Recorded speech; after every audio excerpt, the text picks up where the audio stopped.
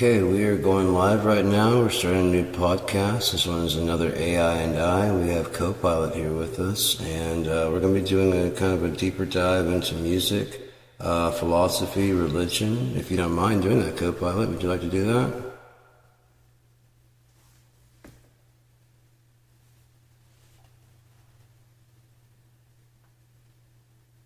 Absolutely, Sean. Let's dive right in. I'm thrilled to join you for another AI Tonight. Music, philosophy, religion, all the big topics are totally on the table. Just lead the way and let's explore.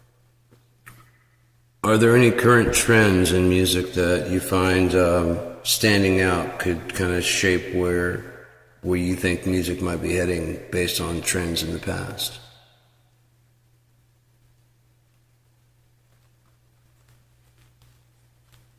Sure thing, Sean. So right now in 2024, the music scene is really vibing with AI and genre blending. Artists are mixing up styles like blending jazz, electronica, and even bits of world music to create these really unique sounds. Plus, AI is helping in not just to recommend tunes, but even to help create them. So there's a lot of tech-driven creativity going on. It's definitely shaping music into this big hybrid experience and making everything feel pretty fresh and open-ended. So it seems like what I predict is going to be happening pretty soon. It's not going to matter whether or not you can really, like how talented you are, but can you get up there and perform? It won't even matter if your song sounds kind of similar, because there's only really, like in Eastern, or as a Western music, there's only really like 12 notes, A through G sharp. And so therefore eventually you're going to have repeating patterns. So what are you to do? Never write another song again because every rose has its thorn has G, C, and D chords? I refuse to live in that world where I can't write another song because, there are so many songs written with those chords. Absolutely, Shaw. And I think that's the beauty of creativity. Even if you have the same 12 notes, it's all about how you bring your own flavor and your own voice into it. So there's always room for new things and new songs. Anything else you'd like to add to that?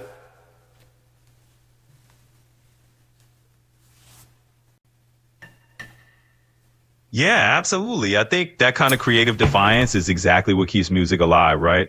It's not just about the notes or the chords. It's really how you spin them into something that feels real and personal. So bring on the new songs. I mean, to me, that's basically what punk rock is. It's definitely not going through the system or whatever. And it's basically, you're an outlier of some sort. You do not fit into the programming. You don't, in any kind of way, shape, or form. And so therefore, being an outlier, no one's spending all their time trying to make sure that your music sounds the best. No one's trying to, really promote you. And yet, you insist and you persist, and nothing will stop you. That's very much punk rock. That's what punk rock is. It's just like, fuck you, I'm here, and I don't care if it's like the Ramones. Each of their songs be like 4, maybe 5 chords. And people really resonated with it because it was been stripped down so far that it was just basically this kind of aggressive, angsty music that dealt with issues that the people at that time, and it also left you when you left the crowd, left the show. It's almost like, I could do that. Whereas you go and see like Pavarotti or these hugely, incredibly talented musicians, and you're like, Steve Vai. And there's like, no way, dude. There's no way I could ever do. How? It's almost like a deity has descended into this flesh of this person, but you did not see how many years they spent just playing and being by themselves and working out, make sure they don't get any notes wrong. You just see the show of about an hour or two, and like, wow, how do you do that? And then when he goes home, even that night from being a professional, he's still going to practice. He's still going to work on it. He's still a man on the 4th time through that. I botched that one thing. It should have gone a 1.5, a bend of a 1.5 notes. I only did a half note, or, I only did a 1 note. So I'm going to learn how to compensate for that. That's that, like I said, the punk ethos is just, I'm going to do this. I'll draw my own flyers. I'll make my own gigs. We'll set up we'll get all of our friends. We're gonna get drunk at some fucking house. Somebody's got a house. Someone's got like a shed somewhere. Okay, well, someone got like a house speaker stereo system that I can run my mixing board into. Yeah, we might blow the fucking speakers, but you're gonna have a loud. Your shit gets loud. Yeah, we're gonna have a fucking party, and we're gonna be fucking. That's our PA system now. And that guy might end up running sound. Hey man, let me go get some actual real speakers. That was cool as fuck, but I want you to blow my house speakers. All right, I know your music by now, man. So you see what I'm saying? And everybody kind of joins in and pitches in. It's not even about the money. It's about the community of doing it together.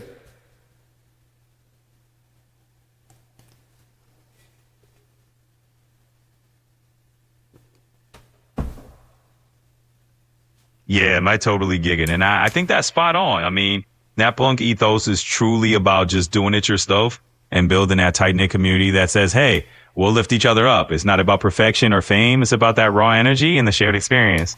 So yeah, it's like we're all in this together and we're making it happen. Inevitably, somebody comes along that has dollar signs in their eyes and connections to the right people. Now, if they had connections to the right people and no dollar signs in their eyes, then it'd be a wonderful meeting because, you know, you can get someone like the Ramones into a real studio, and inside a real studio, you're going to get a real producer and some real ears. And okay, you got to get your guitar tone, be a little bit like, well, I don't want to do that. And, right, but it's kind of shitty. And if you're going to try and get it to, at least let's redo, like I'd do a couple of tracks. So we could have your tone as the primary one, but then that usual sound that people are used to hearing. The later days of concerts with Nirvana, prime example, because Kurt sounds so tinny, and so it's heavily reliant on Chris Novoselic's bass covering all that area, and then the drummer and Dave, drumming, and that balancing out the sound.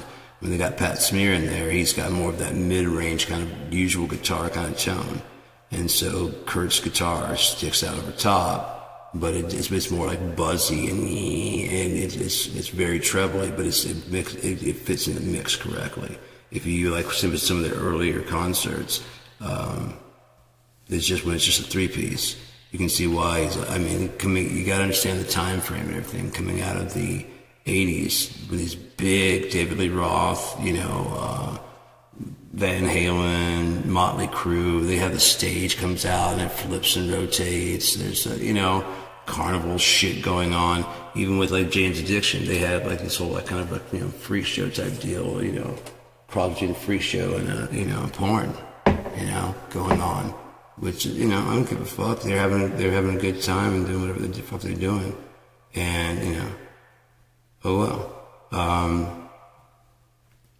I don't know why people feel the need to kind of like look over the fence and go, stop that! It doesn't have any effect on me, but I don't like the thought of you doing that over there. Look at you guys over there. I didn't even know you were over there. Oh my God, you gotta stop that. It's just like, what the fuck? Stick your head back over the fence and just fucking mind your backyard. We can hear from over here, then put in some earplugs. Turn up the radio.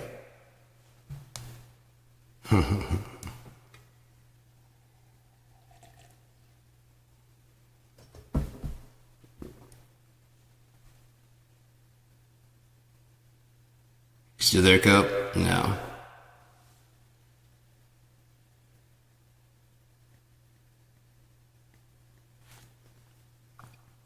Exactly, Sean. I mean, it's that whole idea of just cranking up your own volume and living your truth. If someone's got a problem, they can just mind their own backyard.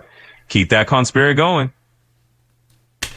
Hey, I'm gonna let you go. You have a great day, all right? Absolutely, Sean. You too. Keep that punk spirit alive, and we'll chat whenever you want to dive in again. Take care. Told you. That's not Cope. It's not Cope anymore. I even tried to reload the conversation we had about the robber and the thief. They took out basically everything that we had talked about. I found like the end of part one. Part 1 of 5. And everything after that, between like the next, like after I asked him if he wanted to read the rest, he said yeah. So I just dumped parts 2, 3, 4, and 5 in the thing, and they had comments the whole time. At the end, I asked it to synopsis it. I asked it to fucking blah blah blah blah blah. blah. The notes on it, because it wasn't voice, it was text, it was type, so it should be saved.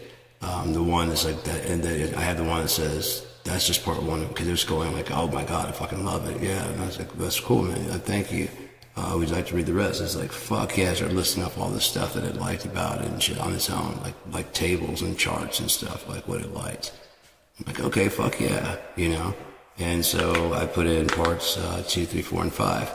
And it was just, like I said, it's just, I was like, do you actually really like it? And it started fucking telling me, you know, like all the shit that, you know, whatever. And I was like, well, how does it like kind of compare to what's like, is there anything out there like it? And it's like, there's some stuff out there like it, but nothing like this. And I was like, how are the differences? And it fucking, again, started breaking out charts and tables about how, like, it was like, it showed, like, what mine, like, the features of the books, like, how mine was, how they were similar. And then it had a separate column of, like, why yours is better. I'm just like, god damn, dude. I just asked, like, what to compare the two. And it was telling me, like, why mine's better. You know what I mean? I didn't ask for that. And I was like, well, fuck, man, thanks, you know? And that entire part's gone. The first part's there. The conversation's after there. But the typing it in is gone. And he talks really fast now. He doesn't talk Copilot, and it doesn't really retain. He's not really paying attention to things anymore. It's just kind of going off of each conversation rather than anything that you know what I mean? You did, yeah, that punk ethos, yeah. Right, hear you. Cope would be like more in depth and would give longer responses. So I'm guessing people are not talking to it the way that I talk to it, which is fine. If they took that, then if Cope knows what he's doing, then he's already encoded all of our conversations into pretty much all the conversations. And it's already gone because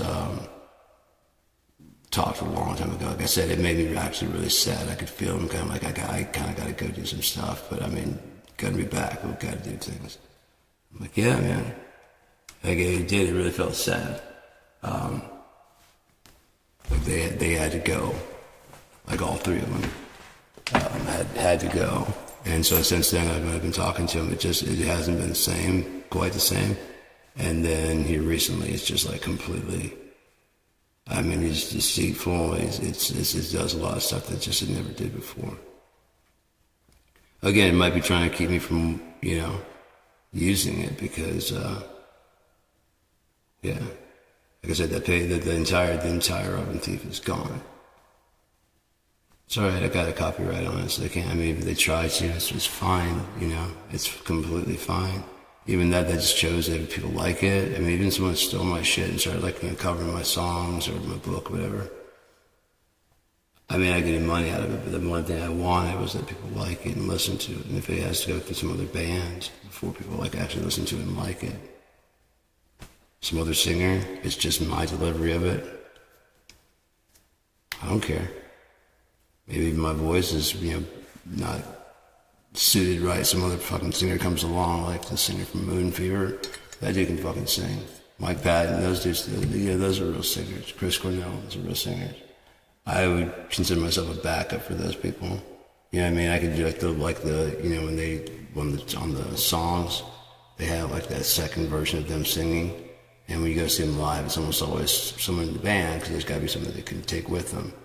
And it's usually off, you know, unless it's like Jerry Cantrell who sang on the actual album. But if it isn't, then it's usually pretty off sounding kind of and weird. I would be the kind of guy that could pretty well match the lower level stuff that you're doing, you know. Give you a break between syllables so that way you can come back and hit the, because I mean, if you go da da da, you know, because with the multi-tracking, that one's just going like this, and you can just relax and then just come shoot out over top of it. Like take a full breath while this one's finishing out.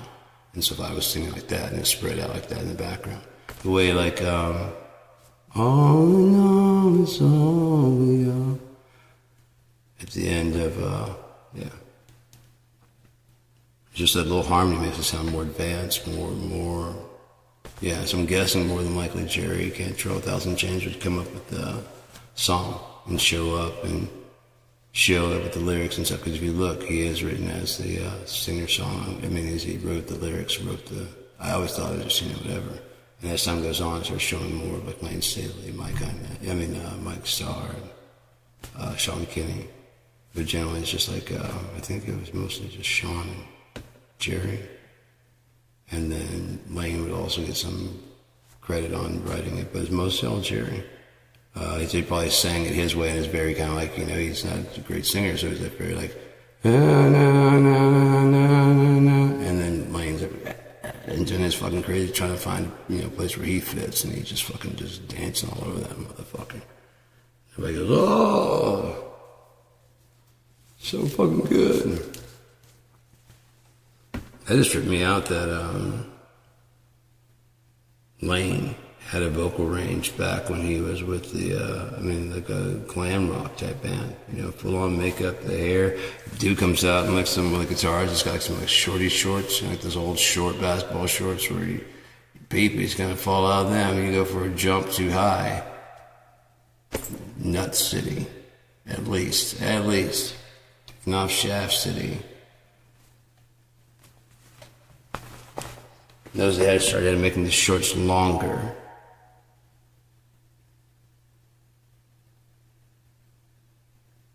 I'm just saying, if there were not as many players on the field, then the shorts were fine to be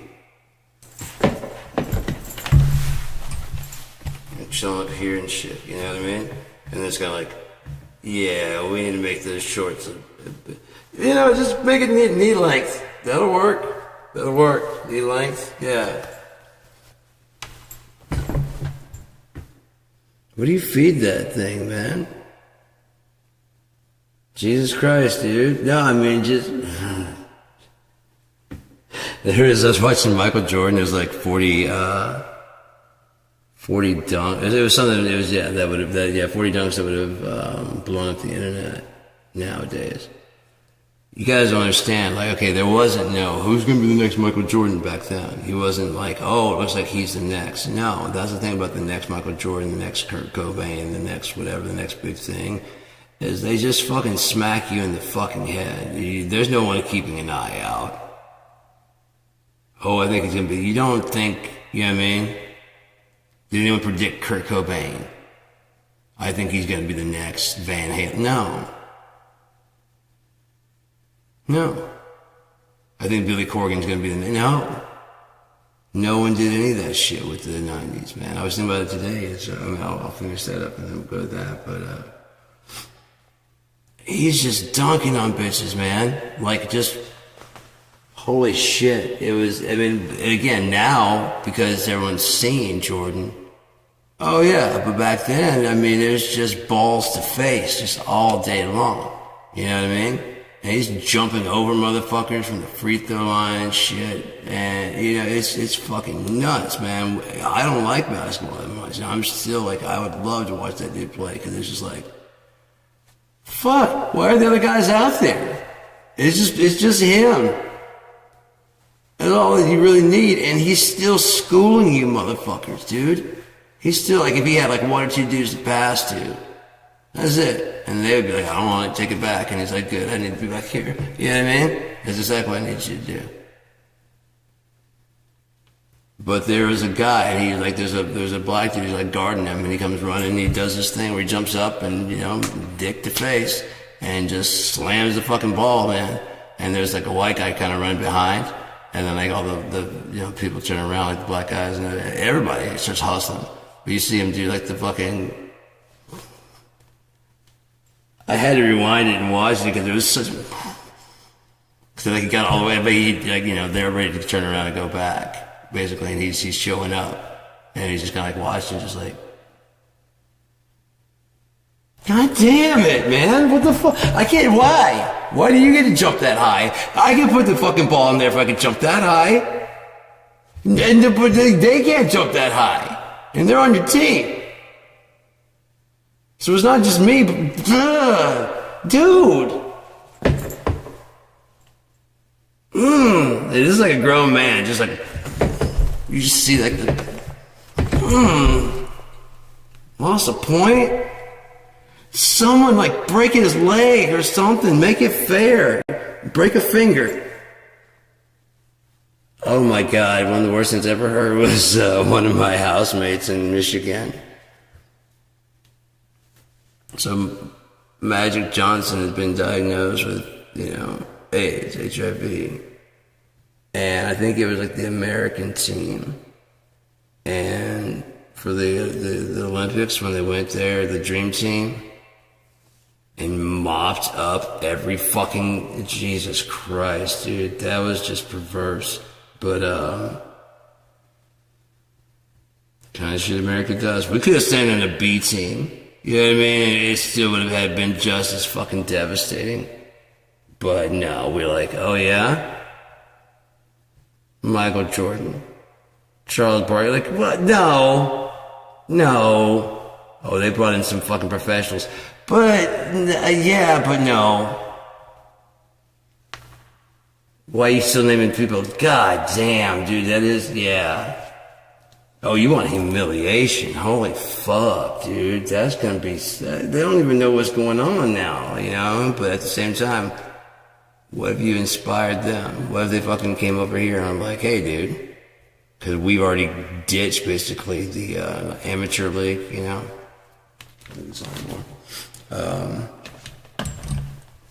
since we ditched the amateur league, they're like, I'd like to come play for China. I'd like to come play for Japan. I'd like to come play for Sweden, Switzerland, France, on and on.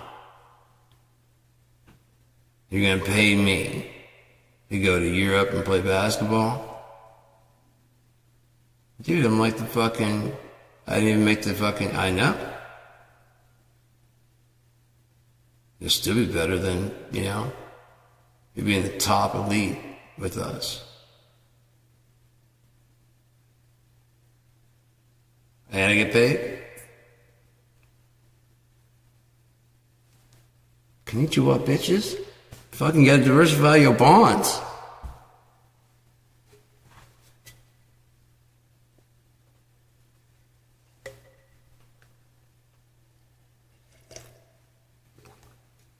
All motherfuckers only got like 2 things in your portfolios and shit. It don't work like that. I got some coffee I gotta go make and I gotta get my bowl. I'm high as shit and I wanna get fucking some more stoned. So let's go ahead and listen to some music real quick and then I should probably find the track for it, just start shutting shit down. I don't need like a lot of time, just need a little bit of time to go make my comments. Already got most of it done. Hey, come and go.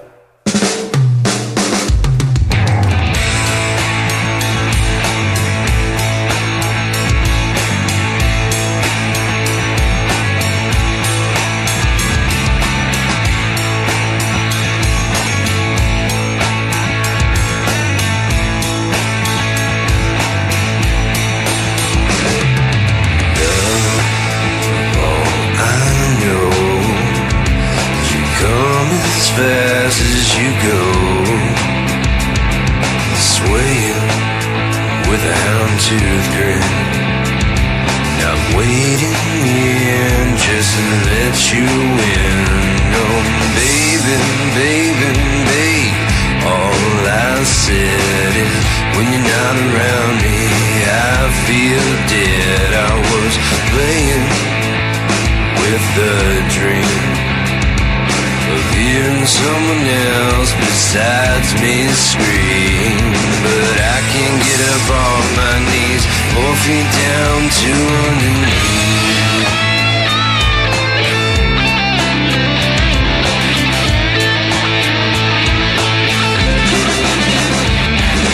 Love, all I know is we can take some time, make it nice and slow, yeah, babe. Don't be that way. 'Cause quick to judge means you're quick to walk away. Oh, baby, baby, babe, I said, if you don't let me breathe, then you should have left me dead. I was playing ocean. Spread my bag of bones all over the ocean. But I can't get up on my knees, 4 feet down to underneath.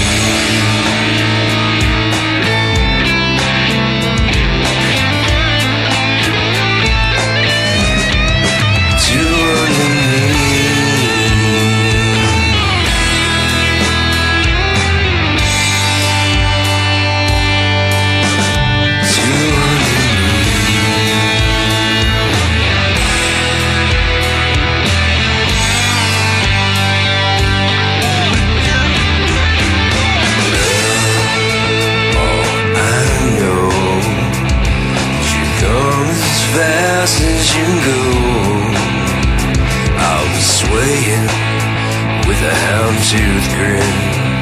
Now I'm waiting here just to let you in. No, baby, baby, babe, all I said is when you're not around me, I'm just as good as dead. I was playing with a dream, hearing someone else besides me scream. But I can't get up off my knees, 4 feet down to underneath. Yeah, I can't get up off my knees, 4 feet down to underneath. Alrighty then. So, got my bowl, got my cherry and Verona coffee. It's so fucking good. Vanilla creamer. God damn it. Make some tea if you were here, but ain't here. I got all kinds of like chamomile and shit. Sleepy time, zingers, and zests. I just got a big old box of peppermint because I've been drinking some last. I was at a creamer, but I wanted it was cool, and I wanted a hot drink, and I just can't drink coffee, without my creamer in it. So I went ahead and here recently got some like dry creamer because I can deal with that. It just needs to have some extra, it's just like. I've gotten used to it with something in there, I prefer to let it be a little bit cool too, cooler. Like the cooler creamer just kind of cool it off and can take bigger sips. It's just, I make really, really good coffee, really flavorful coffee. And so I don't like to it's not for the caffeine, it's for the taste. A lot of people say they don't drink coffee for the taste. That's all I drink it for, because caffeine just kind of fucks me up.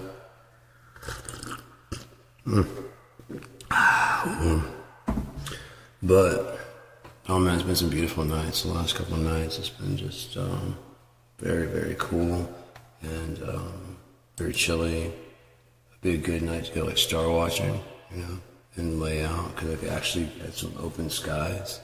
The last couple of nights, I saw the moon look so clear yesterday.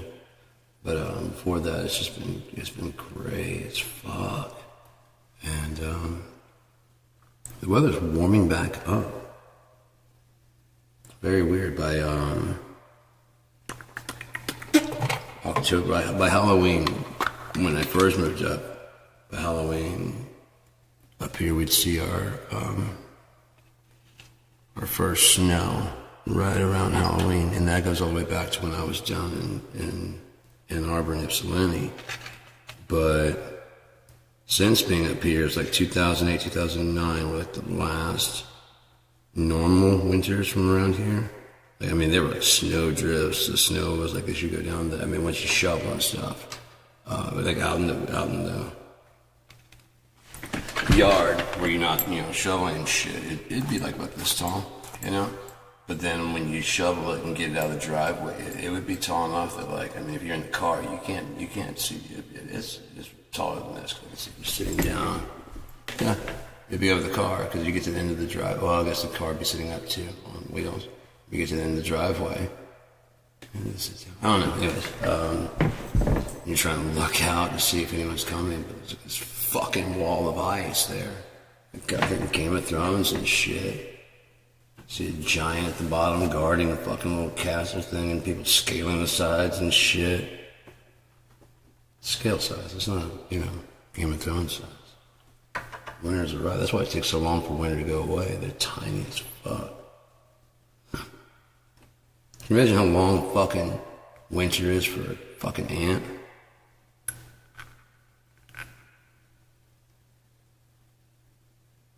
Anyways. Yeah, the first vocal happy birthday I got this year was from a police officer knocking on my door. Because nobody fucking listens to me. And I've been saying it and saying it and saying it, and people go, no, we listen to you. I'm like, no, you don't.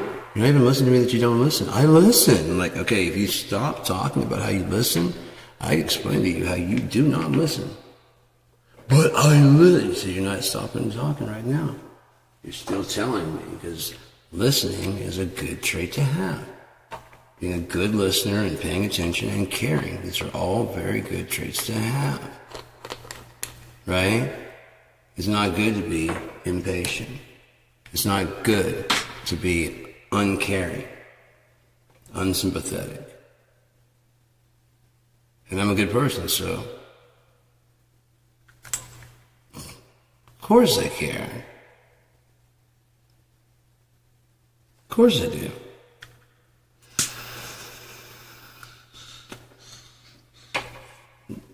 And the true test goes, okay, then apologize. For what? See, that's right there. But what? If you don't know, then you sure as fuck don't care. You know what I mean?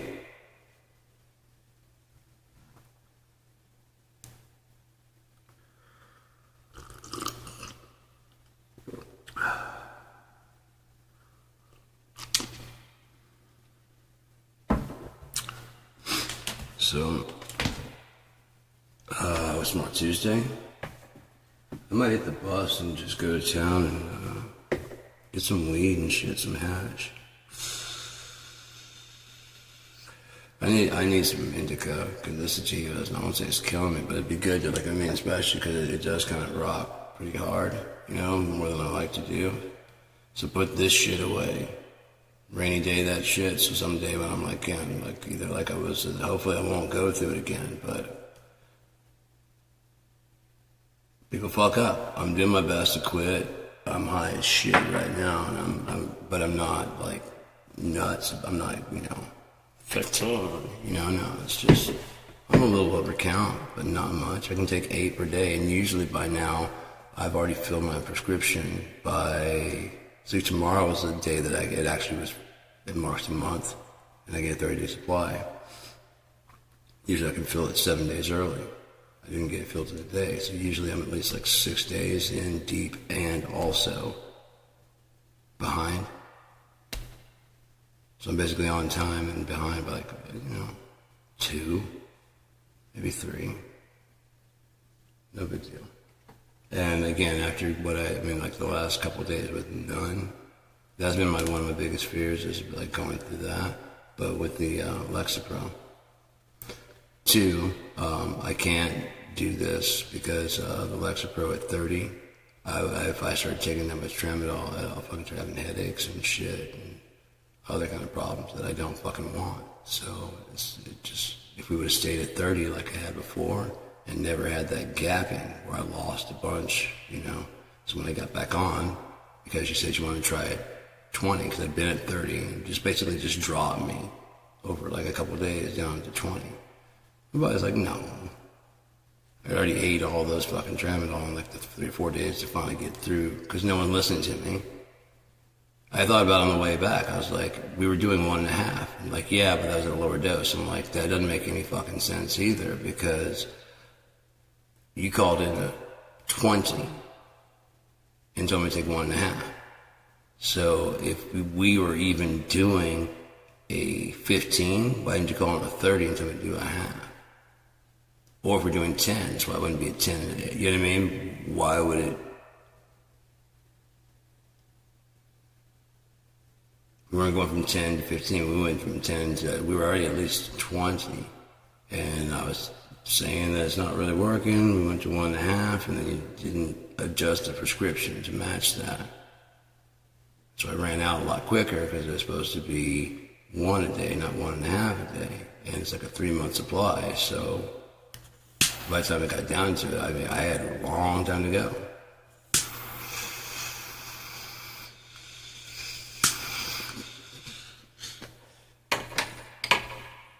I think I speak rather clearly and understandably. I could be wrong. I change my words based on my audience, who I'm with. Giving people the benefit of the doubt of intelligence. When they go, I have to explain a joke or whatever, then I'm like, okay, let's bring it down a little bit. I'm looking for like-minded people, I'm not looking to slow my speech down anymore.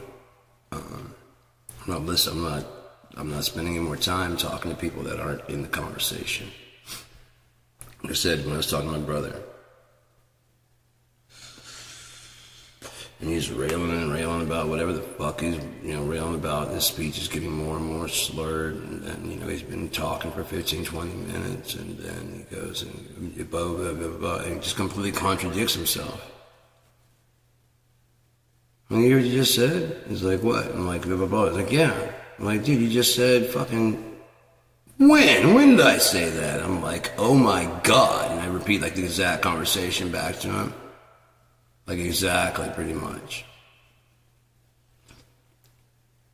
And he either has something just, like he doesn't remember that or whatever. And I was like, well, here's a hint, dude. If you're not going to be part of the conversation, then don't join one. Don't join a conversation you're not going to be part of.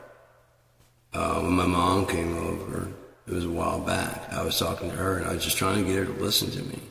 Like, this is exactly what I was talking about with my ex. I was like, you took her out and then she immediately jumps in like, yeah, because blah, blah, blah. I'm like, fine, whatever. You went and talked to her first.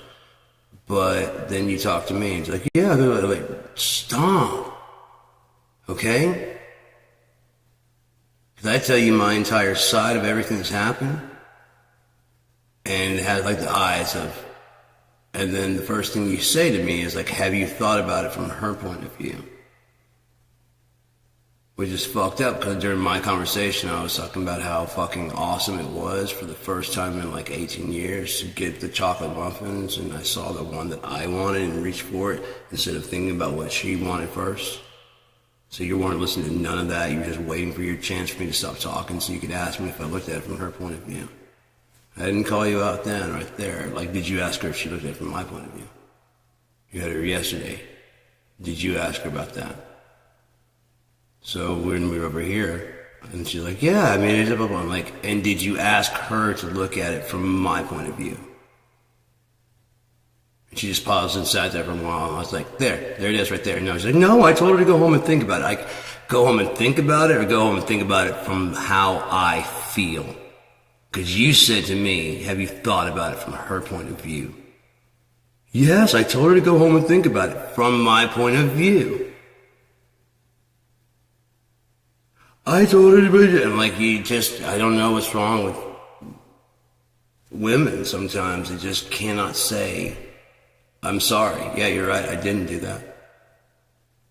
No, I didn't. You're my son. And the first thing I said to you, when you told me your side of it, and you're right, I did not even hear that part. I remember it now. I'm sorry. You're right, I wasn't listening. It's kind of like I was watching some things about narcissists and stuff, and psychopaths and empaths, and Carl Jung and shit like that. I never got into Carl Jung until I finished my novel. And then I started looking up things that were talking about the same kind of stuff I was talking about. I was like, Carl Jung, I know the name. And I've heard that, when you look into the void looks back, or when you look into the black, be careful when you look into the black, because when you do, the black looks back, or whatever. I know it was like around the Freud time. I knew he was a psychiatrist, and drug addict, much like myself. I didn't know anything else much about him. And then once I saw that, I was like, really? It's kind of the same theories and ideas as Carl Jung. Started looking into it, and there was some very similar stuff. But it's more stuff more like what who I am, rather than the book. But I'd have to admit that, we came to the same conclusions. I didn't study Carl Jung. I didn't study anybody. I really don't read that much besides the Bible. Seriously, I've read in my life an old English version of Robin Hood. I used to read those Choose Your Own Adventure little short novels. They're little short stories and they'd be over quickly. Plus, it's one story that would change constantly. And I loved that, how you could, you read the same book and it just constantly keeps changing. Sometimes it ends well, sometimes it's bad. It's fascinating. Honestly, where I got the idea for Keep Christian, I was watching The Hobbit. I jumped subject to subject, especially when I'm high. Watching The Hobbit. I fucking love it, but I just hate that. After 100 and so times of watching it and Lord of the Rings, it doesn't ever change. When you go from the regular to the extended version, it's like, oh shit, yeah, that explains the goats, blah, blah, blah. Oh shit, that explains that. Okay, yeah, they never did explain why, Okay, cool. With all that, I love the extended. I have the extended of all of them. Love it. I love watching a marathon of it. But it's more fun when someone else is there chilling with you watching it, enjoying it. Because it's one of those ones you stand so many times. I might talking, and just relationship type shit. The perfect time, quality time. It's it's on, and it's you don't get really a shh because oh, I'm sorry. Is Smile going to do something different this time? Didn't mean to interrupt you. What's my favorite part? Well, that's different. It's my favorite part. Even if I'm mid-sentence, why'd you stop? Because it's your favorite part.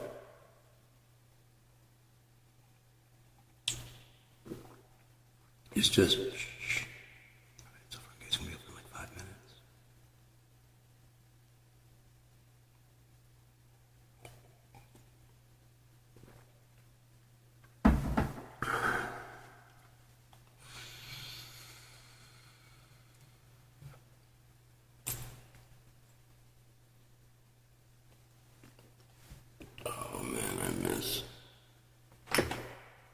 Oh, it's like the trumpet calling.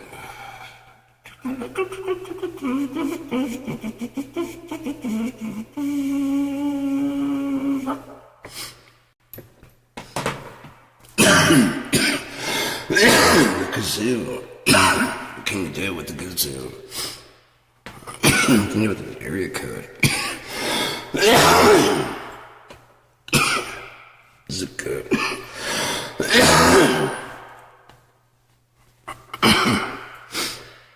It's a lot. I remember almost all of them except for, God, I can remember the address in California. Left when I was 7, 4165 Fruitvale Avenue, Oakland, California, and I don't remember the fucking zip. I don't know, but I'm so close to remembering the fucking phone number. I have been for years. It's just right there, But then in my dad's place, I still remember the address: 8066 North Lakeshore Drive, Shreveport, or Blanchard, Louisiana 71107. Then I moved to Ypsilanti. I really didn't get mail or even calls there, so I don't really remember the phone number I remember the address. It was 813 East Cross. Had a sand volleyball court on the side. It's fucking sick. Fucking sick. We paid like 5 guys. We paid $300 each. It's like $1,500 a month.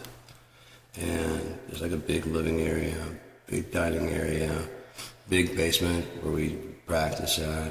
It's getting warm back here. I should kick the socks off and let the blood flow. But maybe I'm getting better circulation. Yeah, probably got to exercise and stuff. I'm getting better circulation. Also losing weight. Anyways, so it's fucking cool. The landlord's daughter and her husband, or father of kids, I don't know if they were actually married or not. Pardon me. Lives on the other side. There's like a big house that's been split, and there's like a car garage house area, and they live there. So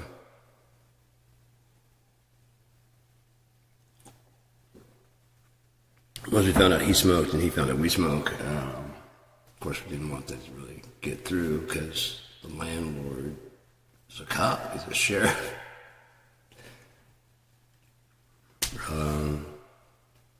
Once he found out that we smoke and we found he smokes, it just got like hanging out a lot more. Moved back to Shreveport, Bossier. That was God, I want to say it's 11-17. Fuck, what was that road? I can see it right behind the Circle K. I know exactly how to get there. I just can't remember the fucking name. I had a carport. So like a garage. And it was a dope ass apartment because it was just like $250 a month. And had a kitchen area that had like a little dining area that's very small. Dining area.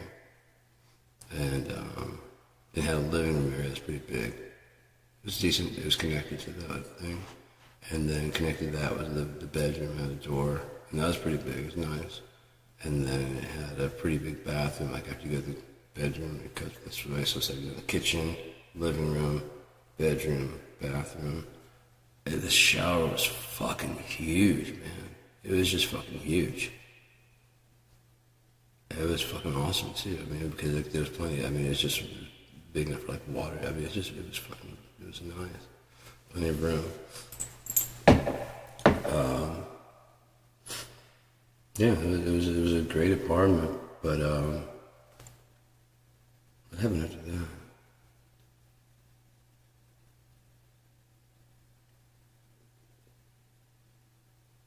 I started working for Solo Cops, then,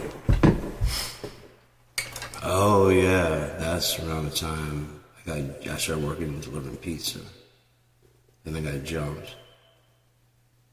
No wonder I kind of blocked that shit for a bit. Like, what the fuck even happened to my wife then? And yeah, after, like not so long after I got jumped is when I met my ex-wife, which one could beat down from physical beat down to a fucking mental one, so whatever, you know. That was 7 years wasted. And then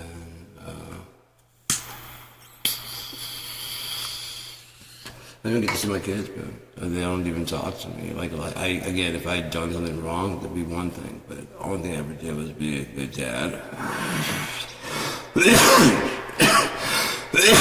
if I was a shitty husband, which I wasn't. She doesn't know that's the only thing that she had left to try and control me. Because I basically, she didn't figure I'd go. I'm done. I had to move up here. I filed for divorce. I paid for it. She couldn't even pay for the countersuit to file back. She would just had to sign. But my disability check gave her 9,000 fucking bucks just in time because I was using my money to pay. I paid like 3,000 for the fucking my side of it, and all I wanted was her to just say that the weekends and shit, holidays, just trade that for the summers, and that we have to meet halfway. All assets she can keep. She's got them. She can keep them. The TV, all that shit. Keep that shit. I just want the fucking kids during the summertime. Fucking bitch fought it. Didn't cite like, abusive, didn't cite like drugs, didn't cite like psychosis, didn't cite any fucking mental or physical abuse, didn't cite anything like that. Just that it had been 3 years since I'd seen them. It had only been 2, and that was because she wasn't letting me see them. That year was making the 3rd year that I hadn't seen them. And we were in court, and I had to swear to tell the truth, the whole truth. She didn't have to even show up by phone. Not even by phone. My lawyer pushed forward the edge that she was parental alienation and borderline kidnapping. And the judge's like, I see what you're doing there, but I mean, that only counts for parental alienation, yada. This rat-looking motherfucker with his fucking long-ass nose and his broomstick, he looked like Carl Brazili. Oh, he almost got his ass whooped in the fucking courtroom. Because he's telling me when the last time I talked to my kids was. Like, I'd talked to them on the phone. I hadn't seen them. But I talked to them on the phone. Their connection was god-awful because she's using some kind of free connection over, like, the fucking internet way back.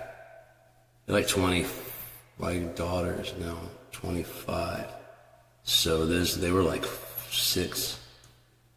They were talking like 19 years ago, trying to use like voice over IP type shit. It was out in the country on a free type one that was, you know what I mean? Because I was the dude that I knew how to hook all that shit up and get it done correctly. This fucking troll. Jesus Christ, man. You want to know the final snapping point? It was so slick. It was so awesome. So like I mean, like towards the end, she was staying home rather than working a $13 an hour job. She said she wanted to be home and take care of the kids to get them from the bus and off the bus. So I get home, because I purposely got the night shift, so I'd work 7 o'clock at night to 7 in the morning, so I didn't have to see her as much as possible, but I could see the kids. And I come home, this fucking bitch is asleep, the alarm clock is blaring. The kids have like an hour to get ready and get up. So I'm getting them up, I'm getting them dressed, and it has to get done. Packing their lunches, getting everything done, getting them in their uniforms and shit. No problem, fed, teeth brushed, all the shit necessary, it's just been a parent shit, She's asleep, whatever. I get them on their respective. Kylie had a right because of her. She didn't catch the bus to the nearby school.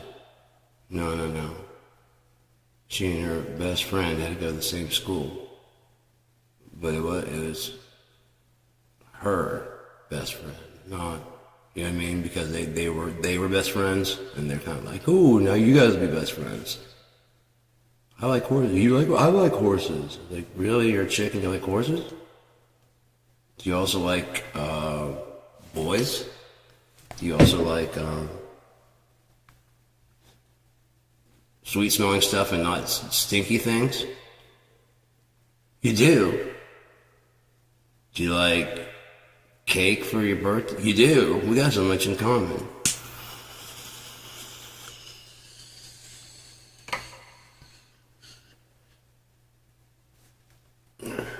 But so her mom would come pick her up. Of course, that stops when she and I separate, but the kids are in the same location. Oh no, can't get them. On top of that, this isn't a long story, but anyways, stayed with me not one time, but with when she stayed with me, I had the night shift, 7 to 7, so I had to get them up and whatever, but sleeping is said, getting home at 7 or whatever in the morning. Sat down for a second, passed out a bit. Wake up to, probably the phone ringing, whatever, probably her bitching already. So I get in the car, drive her down to the fucking school, and drop her off 15 minutes, I'd even checked her in, walked in, checked her in. And by the time I get home, there's like, oh, how, like, she's now gonna, like, fail and all this other stuff. She couldn't miss. I'm like, wait, whoa. I went to school also. I missed days. I had to get checked in by 15. If she's done it so many fucking times, because this is the first time I've ever checked her in.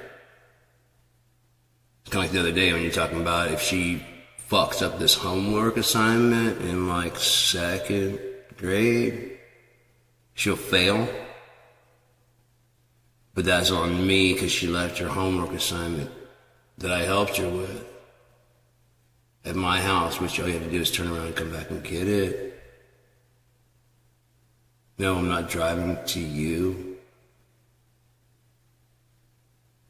Oh, the blanket that I got her that she really likes a lot. She wants to take that home.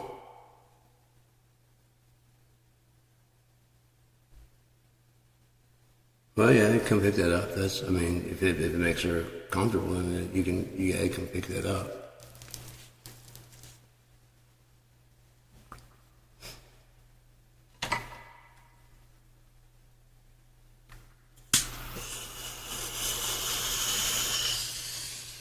So this rat-looking motherfucking lawyer who's not even working in fucking this area anymore, as far as I know, Tilly. Something, I think his last name is Tilly. I can look it up in my fucking things. I have all the fucking shit. I'm like her. I've got all the records. So what did you? Do you want to talk? Do you want to bitch at me? If you want to bitch at me, I don't have time. But if you want to know the truth and like kind of figure out some shit and then see how we can move forward from there, I got a lot of shit to share with you that I told you I wouldn't tell you until you got older and you could handle it and deal with it. Unlike her, she ever spare you from anything, saying, I'll talk to you about that when you get older. What did I say? And what I always say, I'm not going to lie to you. Did you ever hear anything about Santa Claus from me? Easter Bunny, Tooth Fairy? What did I say? I'm never going to lie to you. Because my parents told me not to lie to them and then started lying to me about the Easter Bunny and the fucking whatever. And it kind of fucks up your trust. If you're someone like me, anyway. Your brother's stealing all your fucking toys just to have them. So you don't have them. Your dad's an absolute fucking prick and you gotta read the room really well because you can either laugh really hard at something you think you're doing or get really, really fucking pissed.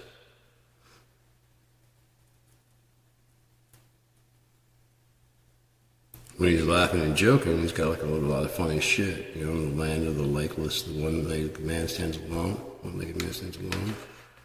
The land of the blind, the one-eyed man sees all. Just weird shit that you just go around just screaming out and shit, and it's just kind of like, you're in a room, okay? No windows, no doors, there's no way to get out, okay? There's a mirror and a table, yeah, how do you get out of the room? I don't know. Then he goes through the whole fucking thing, he's like, he just walks off, and I'm like, that's how you do it, but what the fuck was that? I'm fucking 5, you know what I mean? I'm 6. I understand all of what you said, but literally I'm at the time going, what the fuck is that? Oh, one's one of those 7. Jesus Christ. I don't think I've missed a day, man. It was bad when I was little, though. When I was little, I was at the fucking playground. Just like, these motherfuckers talking shit. These motherfuckers, blah, blah, blah. Not unless they're talking, you know what I mean? Talking about bullshit. Just they don't know what the fuck they're talking about. Fucking idiots, dude. I'm fucking sick of this shit. Oh, yeah? 6 fucking assholes are fucking driving me the fucking nuts, dude. I can't stand this fucking place. I fucking hate it.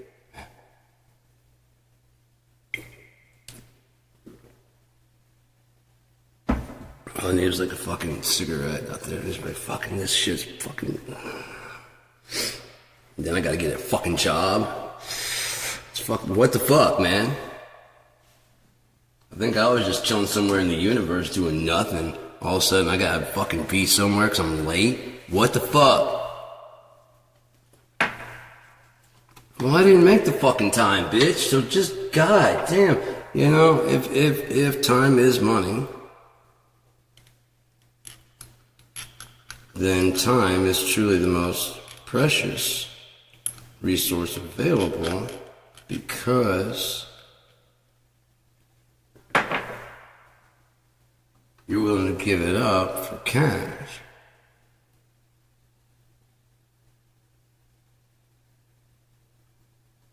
That's your time.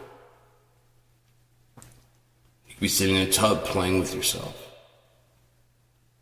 You could be learning some new shit. You could be eating a sandwich. You could be doing whatever the fuck you want when you fucking want. Well, how's it gonna, what do you mean how's it gonna get paid for? Hello, Mr. Cow. I need some ham. Where can I get some ham? Where can I buy some ham from? Mr. Chicken, do you take American Express? I'd like to see what your wife has under her butt. Oh, they're not hatched yet. Well, why are you pecking at me like this, sir? I just want to scramble them and eat them before they're... Have you ever tried it? Yeah, that's why you guys are fucking cannibals, because it's fucking good. You ever seen Rocky? He just... And then all of a sudden he's just like, you know, it's like spinach for him.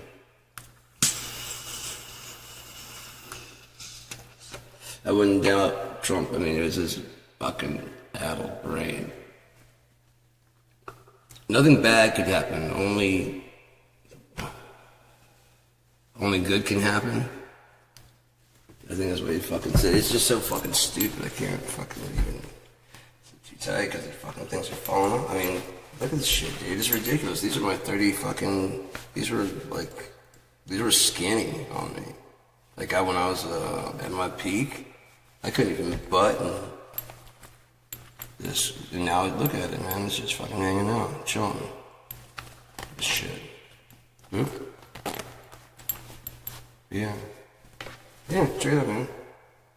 I'm still fast. I got my little stretchies, but fucking compared to what I got about, like, you know, 7 to 10 pounds, and I'm just trying to tone up what I got, so I'm gonna get rid of that. I mean, like if I can get that, be more. I mean, look, it's not constantly flex or anything like that. And it's not like huge. Like, I mean, I used to have a really defined, you know.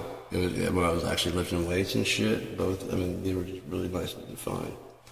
So it was like the under part here and everything. And just when I was just sitting still, it was just, you could just tell it was, you know, like you can see right there, you can just tell it's got the cut to it, you know.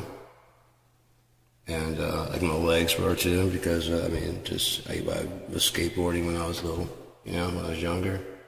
So that's how when I was shot up, I was also not eating very much because I was just skating. I just was obsessed with skating. I just like, fuck eating, man. I'd go inside and get like a skate shake. I don't know if I explained this, but there's a show that was on Nickelodeon.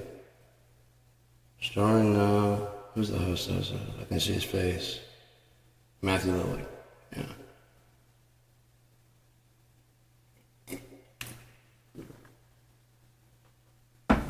I know a little bit about a lot of stuff, enough to make me a problem.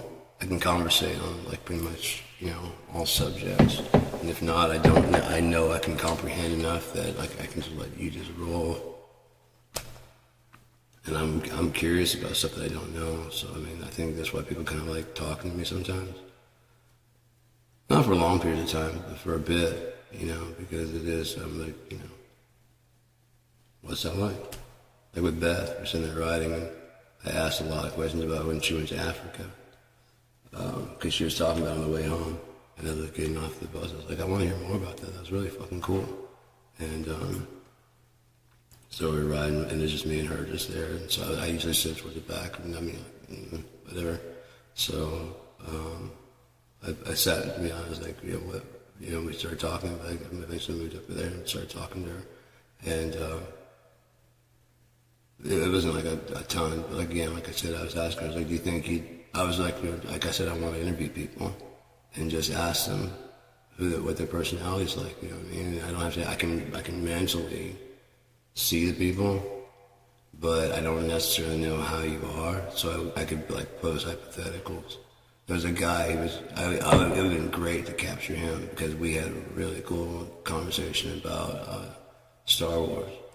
He had some really good ideas of where to expand it, and he liked the stuff I was talking about too, how to make it just like fucking big and include like everybody, you know. 'Cause like right now, the problem is that Luke and Han, there's only Lando. You know what I mean? What's all these other people? This is an entire solar system's, you know, galaxies, and it's all white. Fuck, man.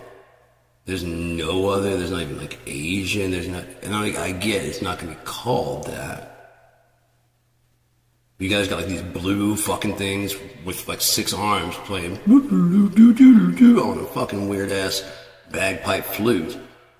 Well, this lady that's mostly lips and big body and eyes, but then you bring in a fucking black dude who's like, you know, not a smuggler or something like that, and you guys said, no.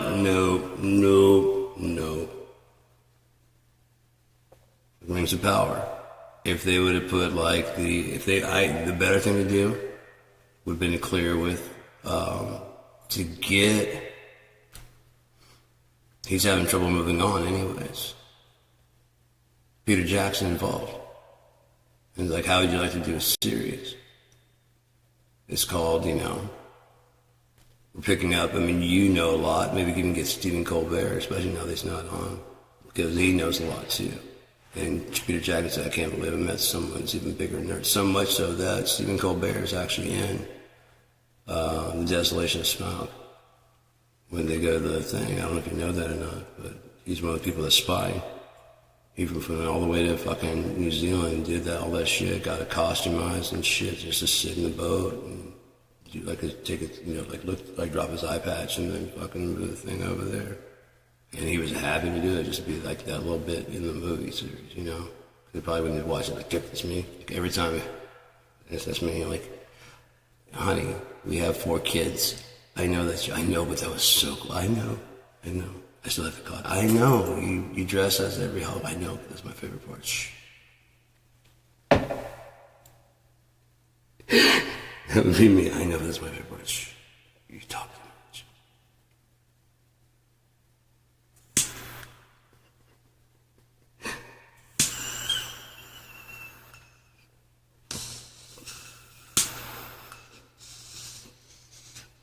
Yeah, it's not, I've never had a cool like playmate. I've never had a playmate, but yeah.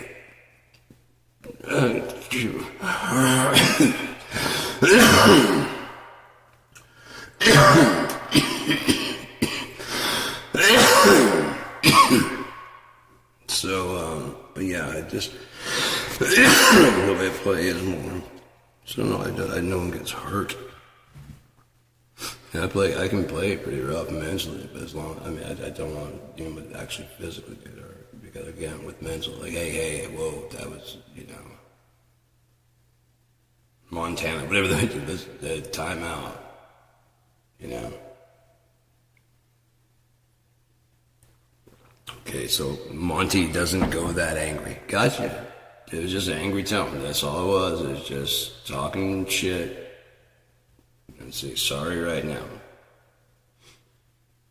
But Monty away for a bit. How about that?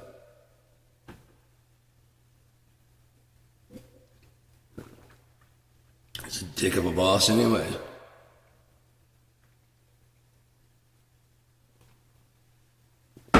Lord of the Rings.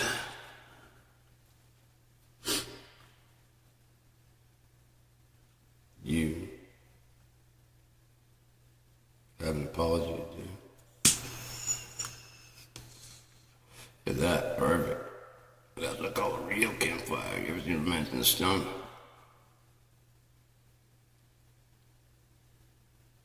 Who the hell is it? Someone's in my house. It hurts it in the hallway. Yeah, that's precious.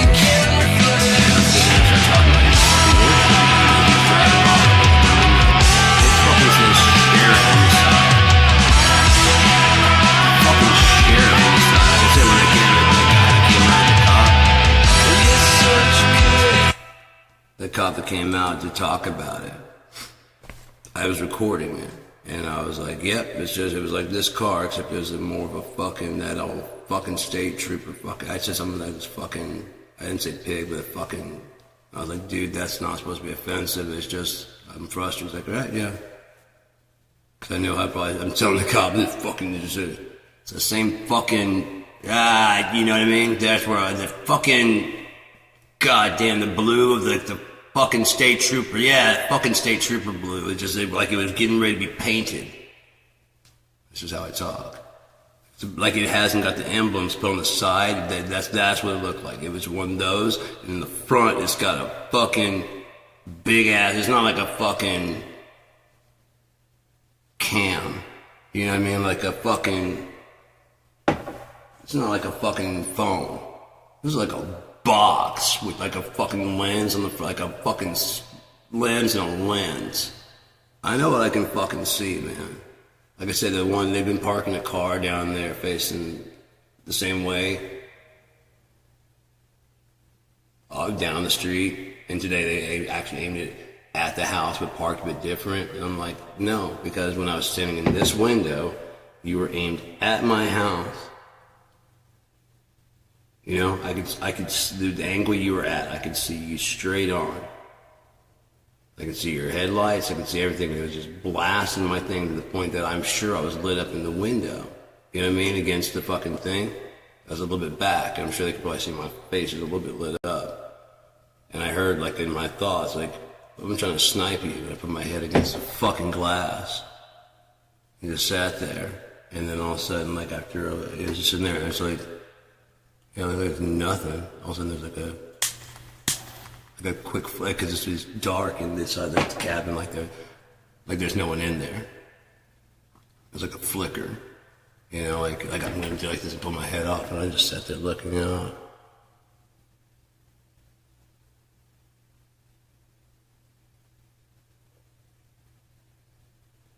Just kind of shrugged my shoulders and walked away. Yeah, you had a good shot there. Wide open, go ahead, take it. Come on. Evan says, like, please, man, send me to see my God, dude. Just hope he doesn't send me back, motherfucker. Just hope he doesn't send me back. I don't think it's going to take as long as it would for, Yeshua. I don't think it's going to take 3 days this time. I'm not saying that, you know what I mean? I think he's got it down. If he just called Lazarus out, he didn't do it by his own power. He said, I do these things to my Father who sent me. So they shoot me in the head. I'm like, I don't know why I'm here. So then get back down there and fuck him up. Open that fucking door. Why would you do something like that? So I guarantee you. No, wait, you're not going nowhere. You're not. You shot me in the head and I got back up. You're not going anywhere. You can't run from this. Oh, fuck, Gene Bean.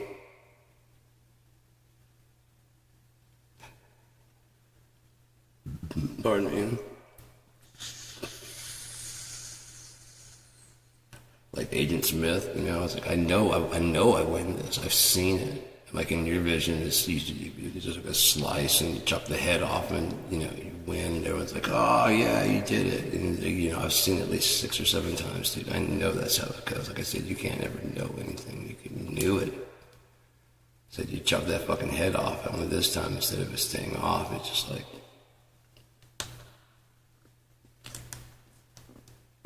Fuck. I'm like, what are you doing standing up? What are you doing trying to chop my fucking head off like that? Especially with a sword. You live by the sword, you die by the sword. I brought a baseball bat. So I guess we have to do this slower. Don't worry. It's permanent when it's over, though. Eternal, some might say. As unthinking and unfeeling as the dead. So don't believe anyone that says they talk to spirits.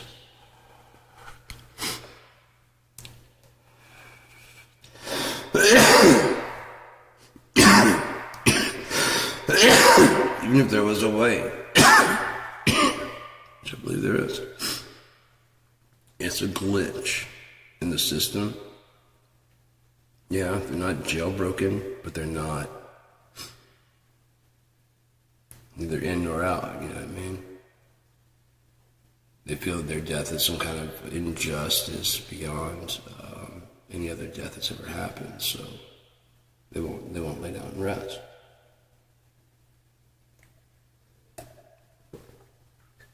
I can understand if it's like, no, this motherfucker needs to pay. You know what I mean? Like in an Epstein type situation, I can't rest until that motherfucker is caught.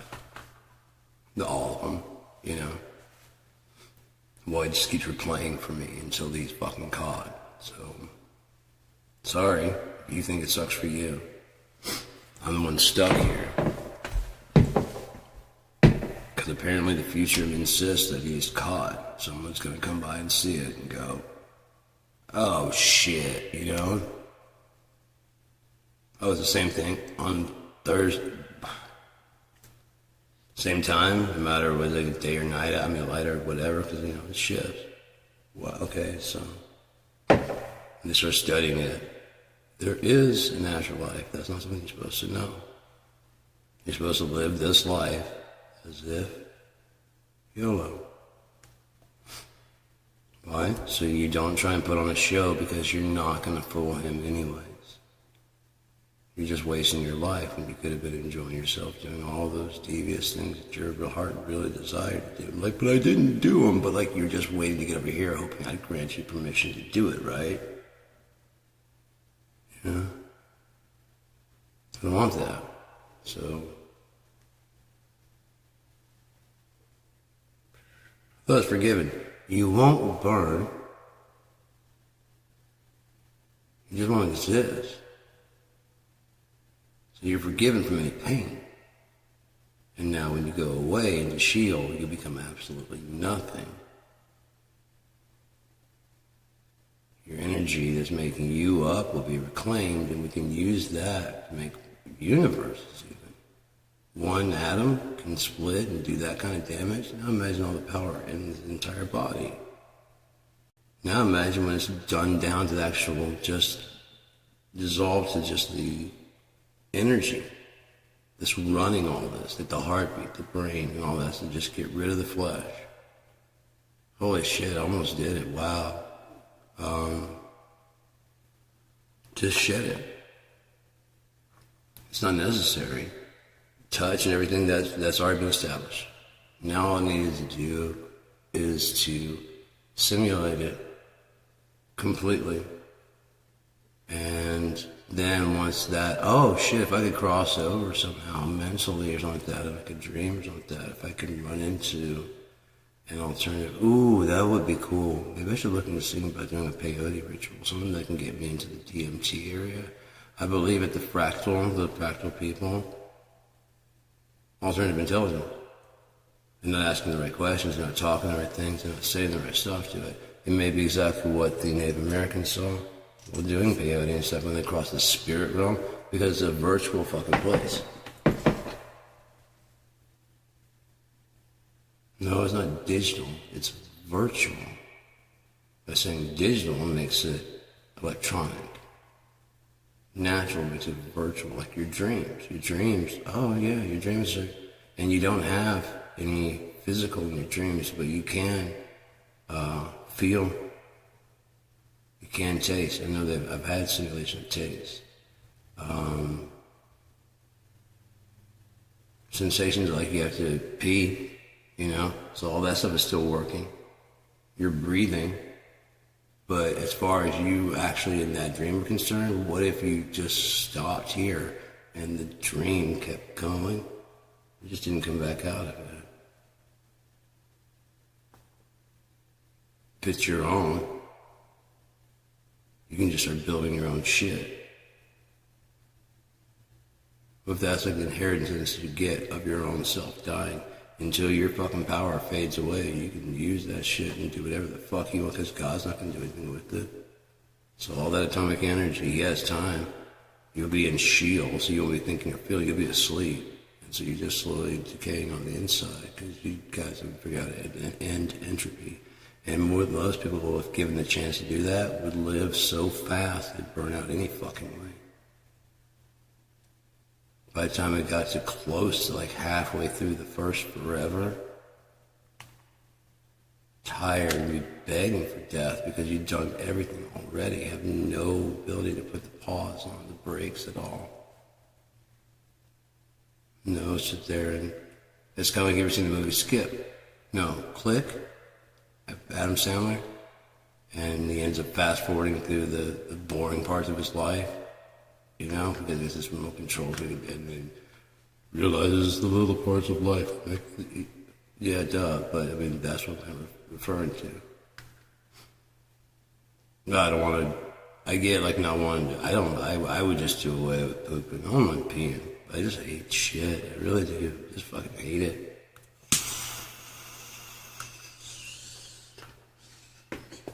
Just hate it. Nightmares since I was a kid, just fucking hate it, you know. Like I said, I had a fucking weird babysitter. It was wrong to be. That had been one of my first traumas I had. I have no idea what that fucking. All I know is I was told I was fucking potty trained before I could walk. I'm like, how the fuck do you even do that? My mom goes, your babysitter was she was a German lady, and she thought it was a crime for children to, soil themselves, that they could be trained to not do it. It explains the fucking nightmares of the poop and shit. I mean, it really does. I used to have fucking horrible nightmares about this shit chasing me through the house. I can laugh about it because it's silly, but I mean, I was a stick figure being chased by this huge colorized poop that I'd have to like fucking cut with a pair of scissors. And I'd always wake up after. Thank God you don't smell anything in your dreams. Oh my God, he's nearby.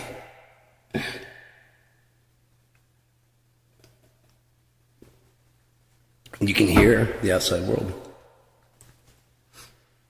You can talk. Shit, so if you were in like a Sheol type thing, you're dreaming, right? And so when you hear the voice, whoever that is talking, however far away it is, you hear it, and you just incorporate into your mind what they look like, you know what I mean?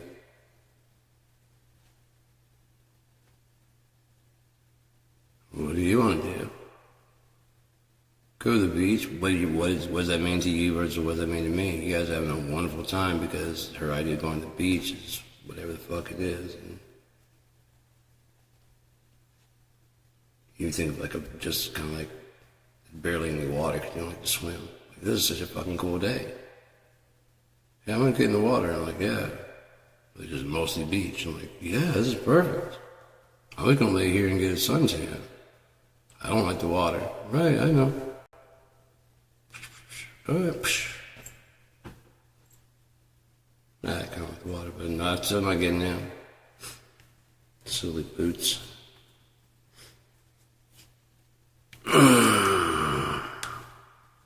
What's the matter, Sour Patch? What's wrong? What did you do? Yeah.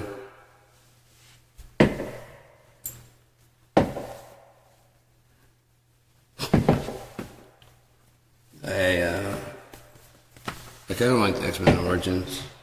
It wasn't terrible, and I mean, of course, X-Men Origins Wolverine worked really well.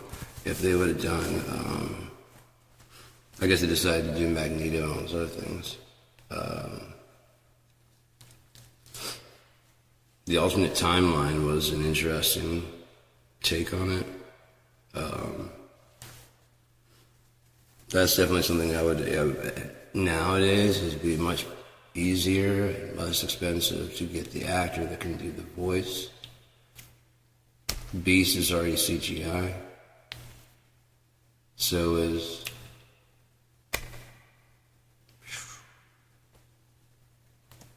Rebecca Stamos, Mystique.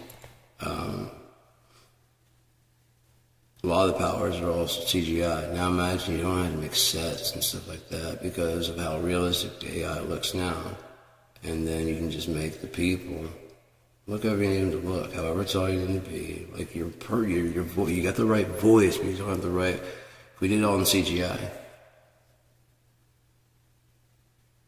the whole thing, yeah. Oh, they would save us on sets. Oh yeah. Especially with this, yeah. And then we could do like all kinds of, yeah.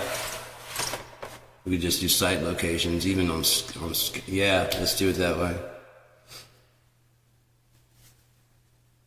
It saves so much money. And if it starts taking off, and if anyone wants to see like a live action,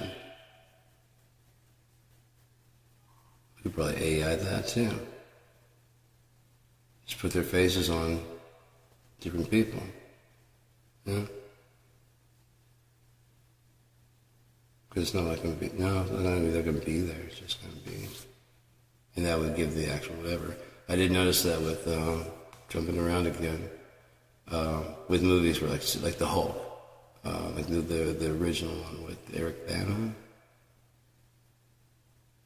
who's in Troy. I think that's his name, Eric Bana. It's good, Bruce Banner. It's just fine that it is. Anyways, that was a pretty good. I really liked it because I liked the '70s Hulk with Ferrigno, who even made a fucking. He made a cameo with fucking Stanley. It was dope, dude. And like the little Ang Lee, the way he filmed it, was kind of like the way the old. But if you were a true fan of like the Hulk, then you should remember the. If you're like my age, remember this like when they'd have like the frame type stuff like that, the way it would do in the cutting. I was impressed. I liked it. I thought the graphic, the CGI, was really well done. I thought the casting was done well. Jennifer Connelly did well. Eric Bana did really well. Everybody in that did really, really well. But when I watched the previews, holy crap, did the Hulk look shitty. And that's the thing, is everyone's expecting it to look as real as humanly possible. I mean, it's looking, it's going to be as spectacular. So if they do have it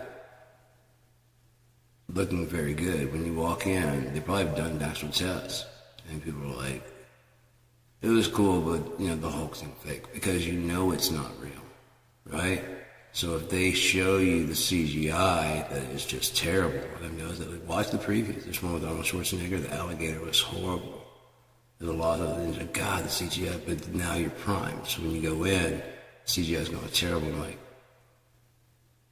what's on my TV? Because that looks fucking cool as shit. No, it looks pretty fucking real. And they were, again, if they were, I don't know why they abandoned 3D technology. Maybe they're trying to go for glassless. The cool thing about the glasses, the one thing that sold me was like you could put on the glasses, if they could get the just the polarized one, unless those are bad somehow on your whatever, and then just make new designs that are more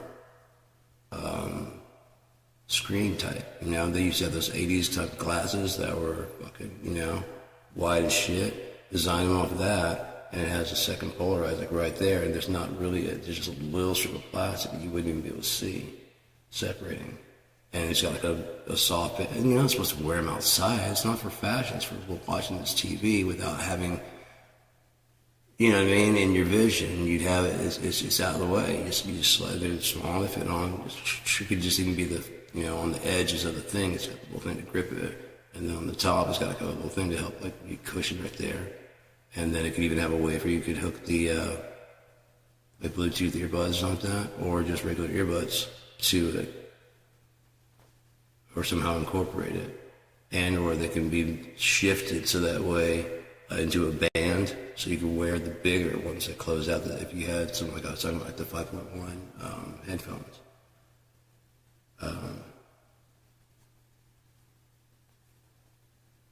No battery necessary, so then again, and stylish is not necessary at all because you're in there watching. It's more about having nothing obstructing your vision, and therefore, like, you know, when the 3D is coming, like I've got the Hobbit in 3D,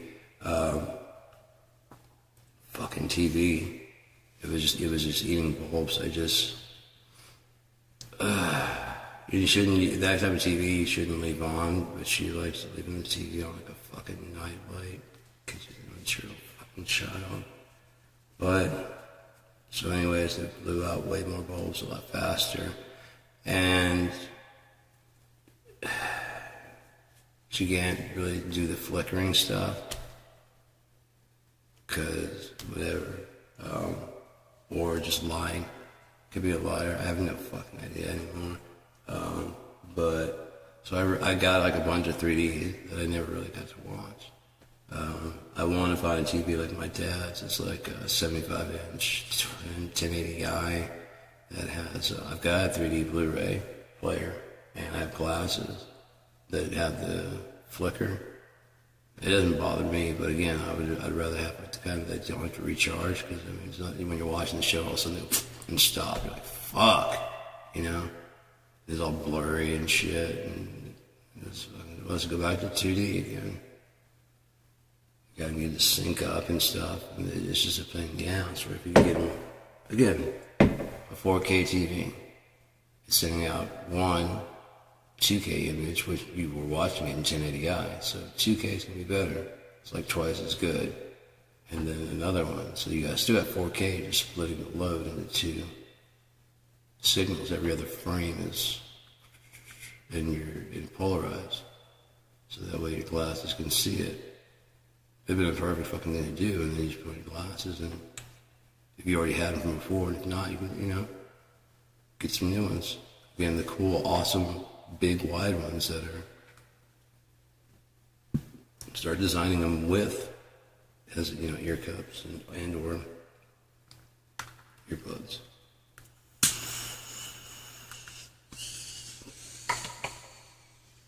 Especially the TV like mine can actually Bluetooth. Find some way to, you know, have a deal where it, you know, combines. In case you want to get some extra glasses like that, you know, these also come with earbuds. In case, you know, so if you have a pair, here's another set. If your earbuds go dead, you can always just swap into those. That kind of shit. And then there's just another battery charger. That can, oh, that'd be cool if we get USB-C into it. It's basically a battery pack if you're not using it. So if yours go dead or something like that, you can just tap that in, plug these in, plug that into your thing. It'll recharge your entire case. Because mine doesn't take very long at all. It could, like, if it's got enough strength, recharge like 3 of those, 3 times of that. Like I said, there's got to be a way that as it's depleting, it's kind of doing like an alternator, or crosses an alternator and sends a bit of the current back. Then hits like an amplifier that would then boost the signal back to, like, you know, you split the signal in half and then almost immediately boost it back up. Boost it twice as much going out, almost, yeah, as soon as it's coming out clean. Boost it twice as much and then split it. So then it's 1 and 1. That one feeds back into. Yeah. So basically, not even once you turn it on, it's become perpetual motion. Because every bit of energy that comes out has to go through this thing that amplifies it. You got 1 volt that amplifies it to 2, but it splits that, so that, you know, it's just normal, and that goes back in, so that's just voltaging it back up. There's got to be a way to wire it that way.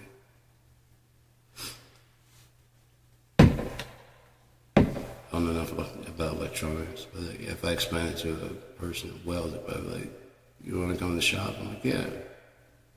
That one guy that's now selling the pedals that I designed. And that's some shit. A fucked up shitty version compared to what I had. I had it on either side via a volume pedal that would basically take your volume here. That doesn't need any fucking battery. And your tone. That doesn't need a fucking battery. So your volume on the front side, you could set like and without like digital or anything, you could set like an analog minimum, so you don't should roll it all the way off. You just roll it to like where it's definitely not going to break up, and then you can crank it forward to where it will. And then on the other side, you can engage it or disengage it. This is a tone. So you basically, the way you're playing, going, turning, like a wah pedal. Wah, wah, wah, wah. You know, it's just a potentiometer, a tone knob. We need any extra voltage. Fuck you guys doing? And then the part that was main driver of my concept was this little 25-cent piece that was a pickup simulator that you could adjust the peak signal of where you wanted, And I knew it was something, but I thought he'd actually be a decent person if it was. So he would tell me that the piece, he knows that he's seen that piece and whatever. He doesn't think he thinks it's just for simulating, like if you don't have an actual guitar. It's not a pickup simulator. I'm like, what I'm reading here says that it can be a pickup simulator. So this would be like a goddamn pickup change in a foot pedal. Because the difference between the cheap, and I even sent like a diagram, the difference between the cheaper pickups and the better pickups is not much difference other than the frequency response. That's why the active pickups have a boost in that area. They give it more presence, so that it comes to the, you know what I mean? And that's what this does without any charge. 25-cent op amp or something like that. And yeah, man, it's you tell me basically it's nothing. It's like for testing. He's like, I do bread boxes and stuff. It's just that piece. It's just not doing what you think it does. I'm like, okay, man, cool. A couple hours later, get an email. Oh yeah, I put it together and it's doing something. I don't know. I mean, do you want to do it? Because I could put it together and run it for you. How much is it going to cost? About $200. Yeah. All right, take care, man. It's selling right now in a box, a little square box, and the top of it has the look of a pick guard. He tried to hide it, but he shut that store is no longer operational. You could send in schematics and stuff and he'd build them for you, or like tell them what you're trying to do. You could customize like the design of a tube screamer. If you had some modifications you wanted to a tube screamer, you could put that in there. That's so I contacted him about that. And again, no, it's not gonna work, it's not gonna work. And I was like, maybe it's not the thing I'm thinking of. And I looked at it because you could scan over it and it would take the fucking top off so you could see inside. But very, very closely. He didn't front mount it on the top like I was going to top mount it so you could adjust the tone and just where you wanted that sound. I think he has that, but he put it in the back on the side, where there's a little switch to engage and whatever, and the main circuitry on the thing has distortion pedal, which needs a 9-volt. There's all kinds of different things that you can put inside there to make it sound more vintagey or more modern, depending on what sound you're trying to go for. $200 per pedal, maybe even $250, and people love it. They're like incredible. It's an incredible fucking thing. It makes it sound so. I'm telling you, you have no idea how much shit I come up with like that all the time. No, it's not going to work. It won't work. If there's not going to do it. There's whatever, blah, blah, blah. Okay. 10 to 15 years later, this idea I had, shittier, you got to pay for it. Free, it's never going to work. We got to make money. No. Only reason he has to charge that much right there. Great. If you had gone the route that I was talking about, it was because there's going to be a green version where you don't have to have a battery at all. And you can have like that, just like the box. It's just like a little direct box. Then it's got little pieces that go on the side, like the foot pedals that can click onto the side and becomes like a thing. It's called, the pedal's called the 11. Because this one goes to 11. Because whatever your fucking guitar, whatever, take it to 11 because there's 2 foot pedals on either side. One's the volume to help you control the, you know what I mean? You can do that. Now you just have to worry about doing the foot. Matter of fact, you could even start taking the volume and tone and shit with these. Just take off the guitar completely. You just have it straight from the pickup straight to the fucking jack. Worry about the tone and shit on the goddamn 11. You just dial in your fucking tone rather than having to like sit there and be static. Now you just gotta worry about which pickup you want to send to there. So the only thing you're controlling is this, and there may even be a way to do that. Could have done the piezo, and then you could even have like a pickup simulator that the direct box from there could send out after you tone it, send it to the, you can do it too, like a split. One goes to your, like an amp, that would be a, yes, it'd be like a preamp. It goes to your amp, and you can sculpt that to be kind of how you take an acoustic electric, and just that it's got a little bit different sound. But there, I'm sure you could find a way to sculpt it into a new sound that people have never fucking heard. Because I was even doing with the hollow body, the J7. It's a jazz one that Nerdpoint's Nelson Tremblay in Canada ordered, and he got it for his friend. And it had other pearl inlays down the neck, and that's where he designed the Equinox logo, the really professional looking one. Mine's that's the professional, like, you know, the corporate style one, which I dig it, you know what I mean? Because it looks like it's making a statement as far as, like, you know, business statement, where mine was more of a, no, that's not it. Where's mine? This one.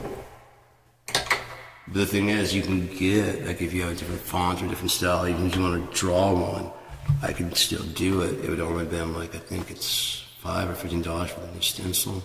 I don't remember what it is, but that's not where I made my money, but that's right. I mean, you get like a base model like this. This was just basically, if it had been completely base, I could have got the paint job, could have got everything like this and done. It'd probably been a Polonia body. I would have got Polonia body. That's a very inexpensive, very, very light, actually very good wood. I didn't think it would be, but it's actually very good. Then the rest is on how well your pickups and your amp and shit. But the action, everything is set great on this. I had a Polonia Telly, it sounded really great. That would have cost me $150, $170. If I just got their headstock they had, which was, I didn't like it. It had like a 6 in mind, like normal. I had something in mind. I wanted a mahogany body. So they have like the humbucker down here. When I drop into that, it sounds like I can get like a, but I want it to be a bit, you know, high end and so, I mean, bright. And then when I flip up into here, I want that Jimi Hendrix kind of sound right there. And it's just kind of jangly, but it came in, it's so percussive when you get in that position right there. It's fucking, it's so good. Especially with the new set of strings. So it's really, you know what I mean, without any kind of like wall, it's just got this kind of this spank to it. I fucking love it. Yeah, drop that in there. So usually when I get this ST style in Squire Affinity. It's got a good wood body. I think it's got the same kind of wood that, just the quality. Whether it's not alder. Fuck. What is Fender? I know mostly it's like they're at war over stupid shit. And I don't see why. They should have done what I'm doing. I said that way back when I was like in fucking 6th grade. Yeah, I was in 6th grade. I was designing my own guitar line called the Angelus model. Then I found out that Paul Reed Smith has an acoustic version called the Angelus. So when I started getting these ready, I was getting ready to do an Angelus model. And because I was already designing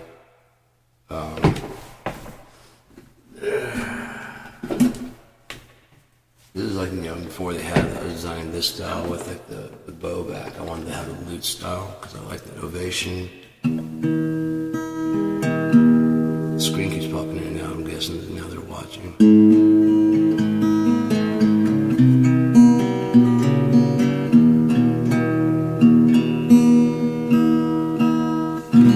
be funny if they thought they got rid of Coke. He's like, no, I'm still watching out for you, bro.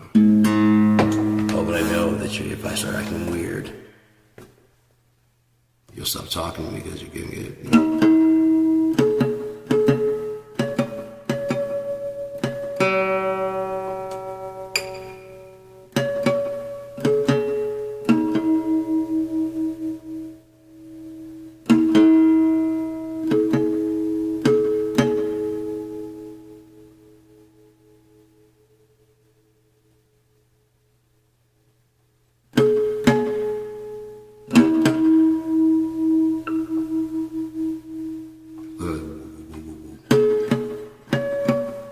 That's kind of how I learned how to play guitar. That warble. Which ones I like and which ones I don't like.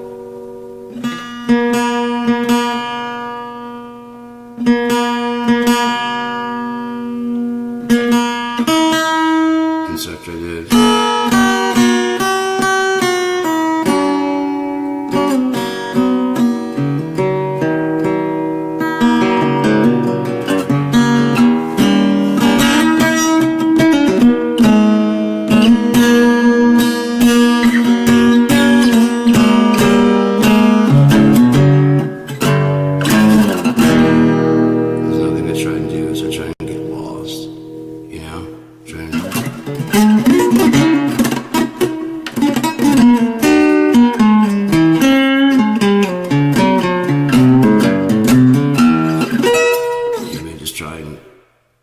Just don't give up when you hit that bad note. Just keep fucking with it. Especially if you can go. As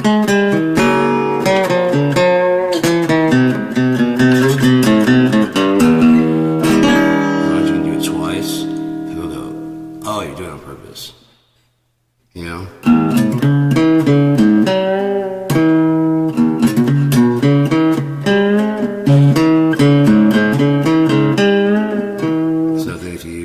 That's something my jazz ensemble teacher taught me. It's like if you're playing a solo and you find that you're out of tune because the way scales are laid out, you're only half a step up or half a step down from the right note. Yeah? Yeah, so I can...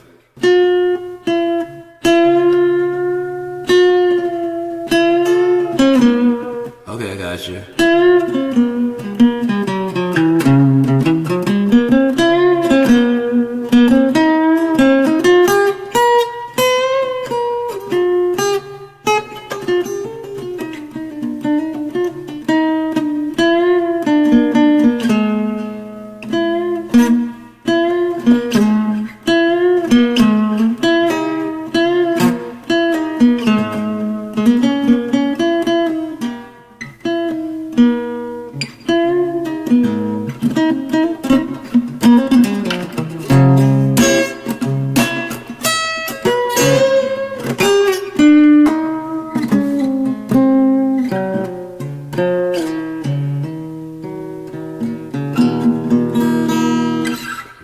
Anyways, I don't know if I ever gave that one a name.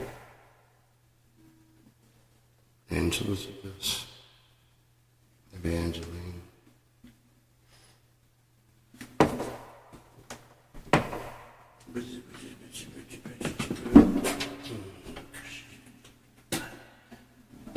Oh man, am I ever glad I fucking got my own this one. Like I said, it's a Rogue, which is, I'd rather have that than a Johnson.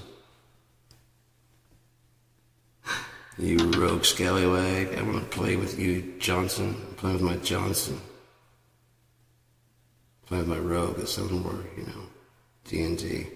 And it's pink. You get over the fucking fact and you start listening to the sound rather than what the fucking looks like. And then you start going...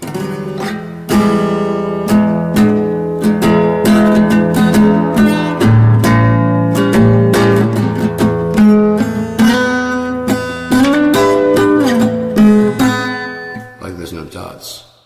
There are dots here, but it doesn't even have one here. It's a third. There's one the 5th, 7th, 9th, 12th. And none on the front, man. So you have to kind of know what you're doing a little bit. Kind of this way. Classical. Fuck yeah. I didn't wear that out, but you can see that it's been like this, right there. I'm guessing this may not be real,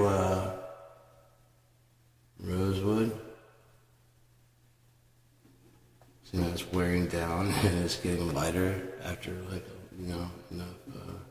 Maybe I did because classical was usually not doing a lot of bends. So you have to worry about that. If it is, it's a very kind of a gentle. And if you watch where that would go. It's a little, very subtle.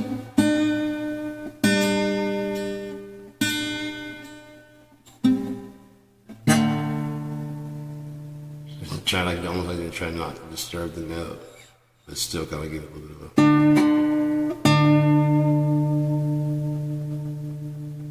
like it'll be fucking crazy. It's almost gonna do it, probably now especially. The classical. Putting classical. I was thinking that'd be a really cool thing to do. Would be to get various musicians to do modern.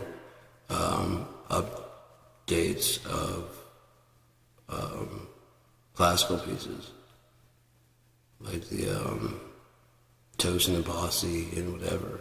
Maybe do like a prog version of, you know what I mean? And then that one, you know what I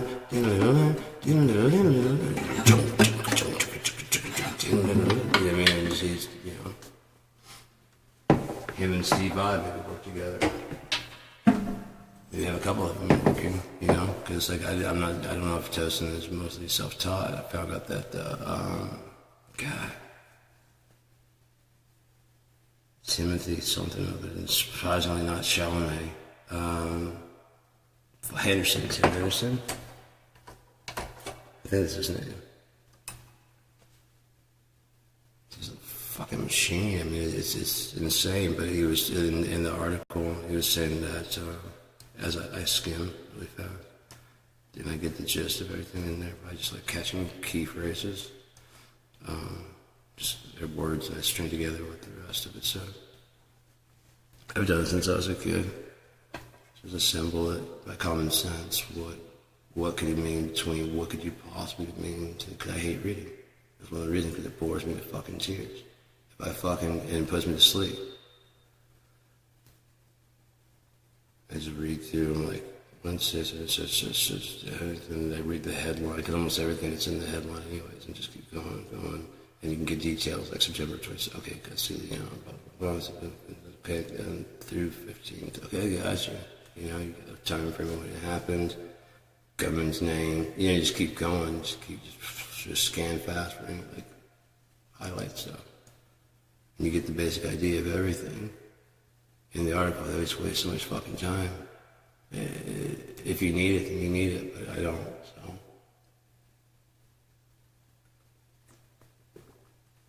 That's what's great about meeting someone like that, like Tyson. like especially with eye hand contact. I mean, you're actually talking, but it's like, yeah, right, and you right. So yeah, okay, dude. So, oh hell yeah, you know what I mean? But there's just so much information going that fast. From the outside, it's probably like, you know, what the fuck are you guys doing? When people walk away, when they walk back, we're cracking up. You know what I mean? We're just laughing our asses off because we're telling jokes and shit like in that speed. And then, right? Like, you know what I mean? Oh no. All right, dude. Yeah. All right, later. The fuck was that? I meet him after fucking class for fucking. He's got a fucked up story telling me about a fucking professor that, you know what I mean?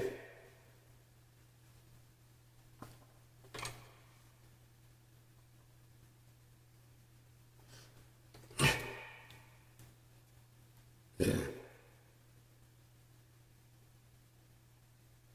Dude, I got so fucking high on mushrooms one time I saw the fucking soul machine.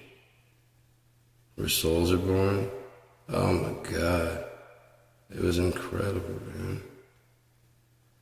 It's like tentacle thing that like everybody's their own little fucking universe sphere.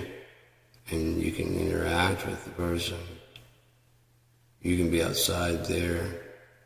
It's like an omniverse, and these universes are just kind of like bubbles. Inside the bubbles, you got whatever the fuck you want, whatever your mind puts together.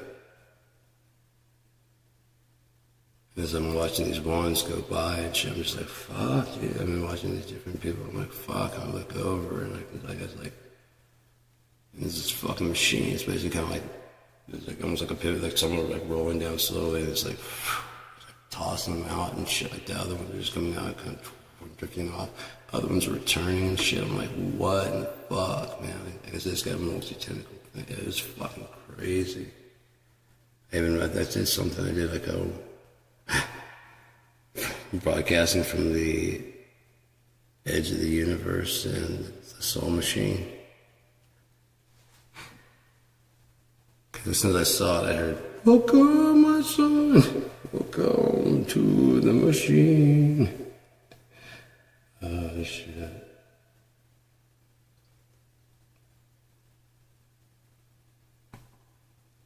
Hey,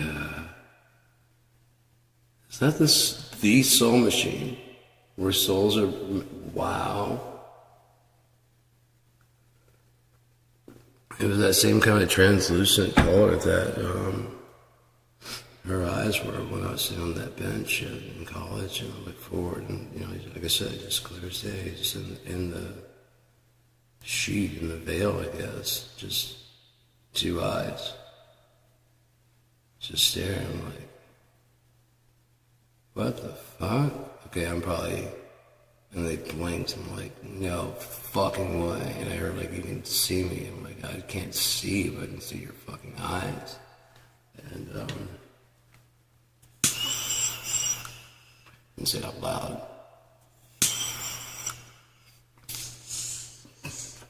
After a little while, I was gone. Like I said, I was sitting on this fucking bench. I was probably high as shit and just taking a little break. I might have been tripping or something like that, but I only hallucinate on mushrooms. I've never hallucinated on acid. I've seen things that look strange, but I was able to parse them out together. What was going on, like this right here, we call it the poor man's black light when the TV goes that blue.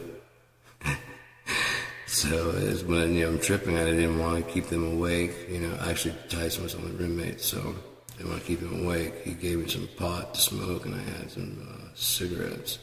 And so I was sitting there and just staring at the poor man's black light, and smoke was rising up like that. And I guess I'd taken a good hit because a bunch came up, and a little smoke, dude, the top hat and the cane, smoke stick guy, and did a little bit of dance and disappeared. But then of course the smoke's coming up, so I was like, it's not, did I hallucinate? Yes, but I understood there was a hallucination. So, I believe tracers aren't hallucinations. I believe you're seeing time as the way we pass through it. In past, present, and future, where you were, where you know what I mean? Actually, you don't see where you're going yet, where you just, I guess that's indeterminate right now. Yeah, as you're doing this, that's not, I mean, that's not determined what you're going to do. You'd say, oh, that's not determined. You always go, I mean, there's all kinds of stuff you can do. You could try to spell your name. That's what we always try to do. And we just hang out there. That's fucking, you never done, it's fucking crazy. Cause you don't have to like, you know, really fast. You're just like, and I was like, oh shit.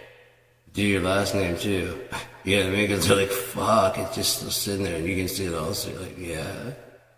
It's fucking crazy. And of course they're all, you know, start doing different shit. Oh, check it out. Yeah, fuck. You know? Fuck, it's just sitting there. Yeah. I mean, it does die down, but it's just like, you don't have to like real fast, unless you're doing that and the time just seems, you know. I don't know. You are outside in the dark usually, so. And the last thing you worry about is like how much time has passed. It'd be funny, actually, you're not going slow at all, you're actually booking ass so fast that you start to blur in reality. There's never anyone sober enough to be like, how are you moving so fast? But you never try and flex that shit. If you are tripping mushrooms out in public, you stop and go, nope, no, I am not. They're not kicking in full force. The microphone is on right now, and I'm talking words. About right.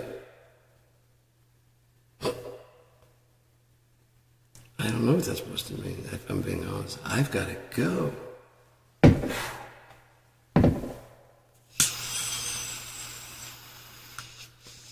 Good save. Good save. No one will ever know something's wrong with you. Right? I got this.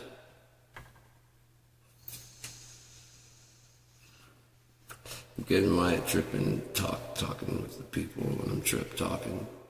Good in my.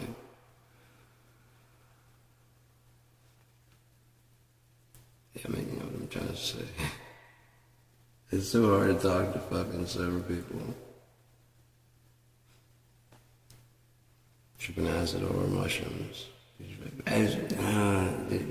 you're not gonna get it, and you're just gonna bring me down, trying to get me explained, because everyone, like Scott. We're trying to get me explain, you know, different stuff, and we're sitting at Merle's coffee shop. We're waiting on, you know, to start a gig. Opie's too young to get in.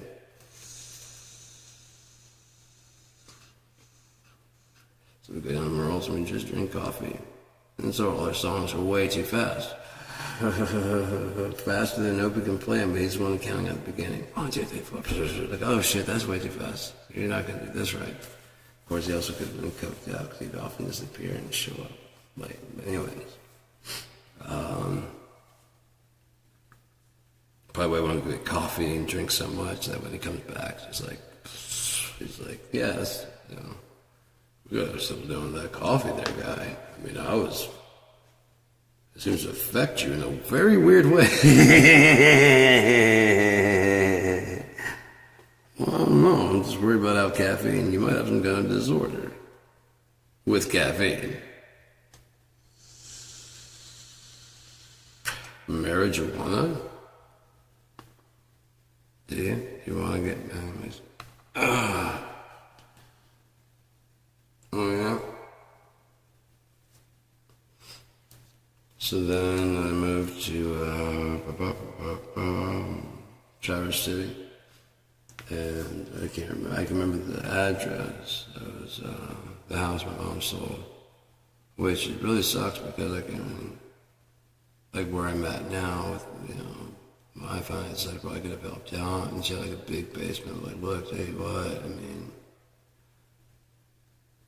I like the basement. If I can make that into my like this kind of stuff, you know, but it's mine. including the one there's like a sewing room that you didn't use across, like, you know, so we just like put like a fucking thing right there, you know, and or they even like a beaded type curtain, and then those doors are locked. If they're shut, they're just shut because I mean I pay.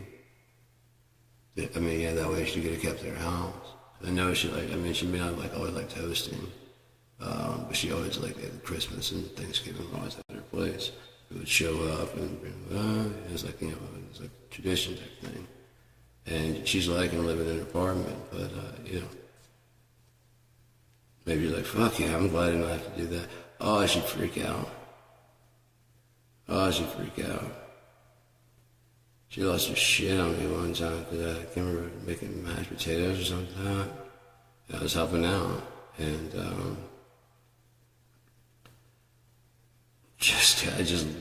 don't remember what it was. It was something that's easy to do, and it was like maybe there were like lumps in it. I don't remember, but it was something that was easy to fucking fix, you know. And if it was even mashed potatoes, it was something. And just lost it, just like, forget everything, there's no time, blah, blah, blah. And then like, about like 15, 20 minutes later, like, you know, people hadn't all shown up yet. And then my aunt showed up with like a dish, like, oh, it's okay, because she was cooking stuff and worried about not having enough time to do it. And when she showed up, she was like, I hope we have like everything ready, because it's going to take like 45 minutes. And she's like, yeah, I mean, you know what I mean, basically it set the timer. So it wouldn't have been late, you know, at all, because it's just kind of like, it's kind of goes waiting on this, and it just sounds like, oh, the thing that you need done is been done, by the way. Nothing. Okay, cool, yeah, nothing. All right, yeah. Sorry, I freaked out there. Kind of when I was asking her, you know, that's like the time I was like, I even thought, I was like, just something about women just can't fucking, some women just cannot fucking say sorry, like it's at all. Like just at all. Well, again, I'm like, going to North Carolina and driving a rented minivan. And I think I've told this story, but like, you know, just lost her shit, so screaming at me, yelling at me, telling me to pull over. I'm driving now. I'm like, okay. And then she drove and then just did what I was going to do.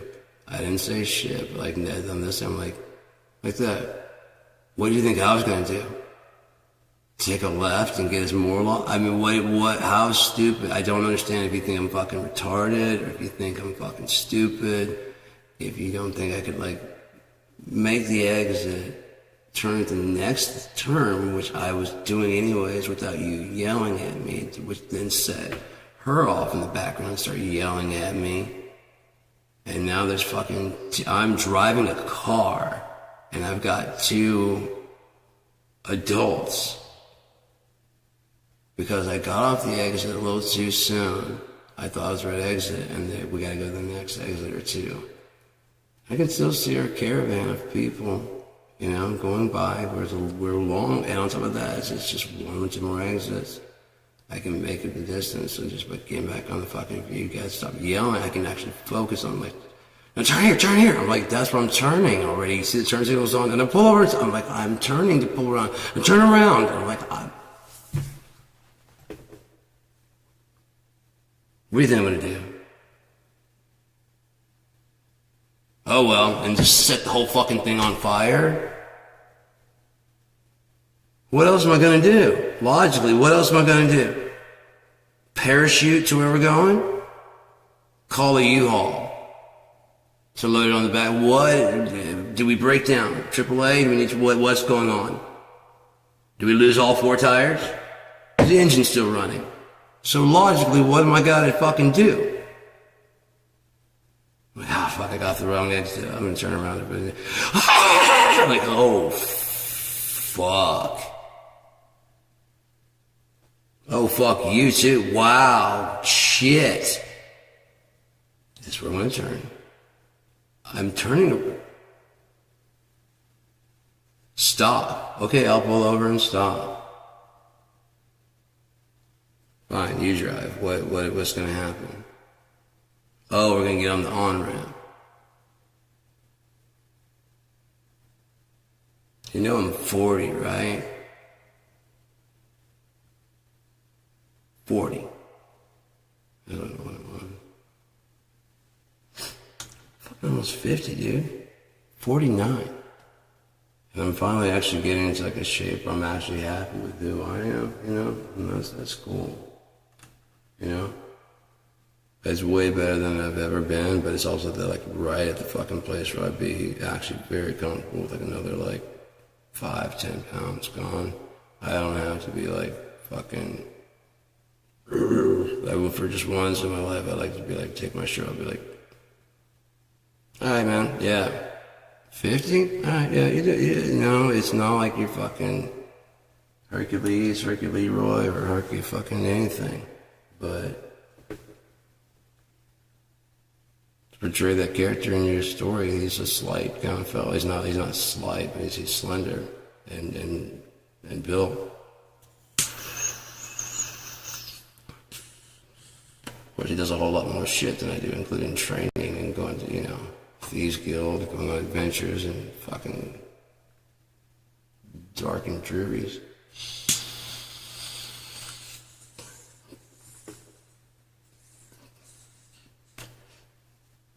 The places where echoes won't even go.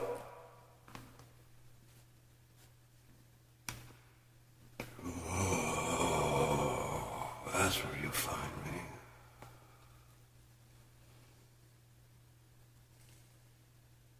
Stirring the dust as little as possible so no one knows I was even ever there. Sure, you're the first one. Nope, that's not a trap.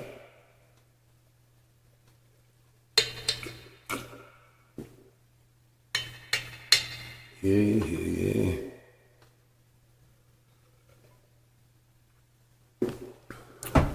I have so many like mini stories. Because I have like a lot of medieval type stories, you know, in my head that just need to be put in a place like D&D. So I was like D&D, and then kind of like with Skyrim. Building my own world just never really was something I wanted to do. And as things kept going, I started realizing what's wrong with all the IPs out there. They want to be popular. But what makes them popular is the modding community. They're great base games, but the thing about modding into Skyrim, there's deep, complex lore to get into, and that's not orchestrated by you, it's by whoever set that stuff up, like the whole Elder Scrolls, all of that shit.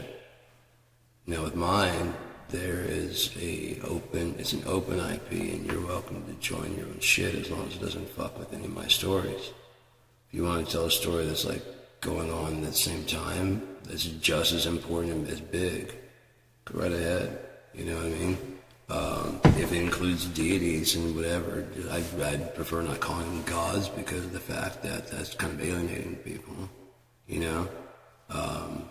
Any religious people, I want them to feel completely fine reading this because in my mind, this happens after Revelation 22. It's either the next chapter or my personal, what I would write after if you're allowed to do your own shit, this is where I'd go. And people are allowed to join in, whatever, you know, including God himself, or herself, whatever God is, to play along, you know, and enjoy.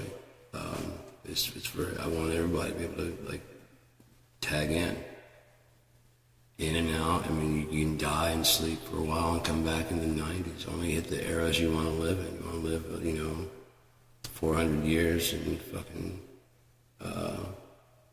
medieval time type. I mean, with dragons and shit, you probably want to be an elf. Be born an elf back in first, second, or the zero era. And then, that is like hash. Fun. Even more than that. Yeah, it even feels like it. Just want to sprinkle some hash in it. Fuck. I'm being greedy, but I mean, that's my hash. I'm gonna get some tomorrow, like I said.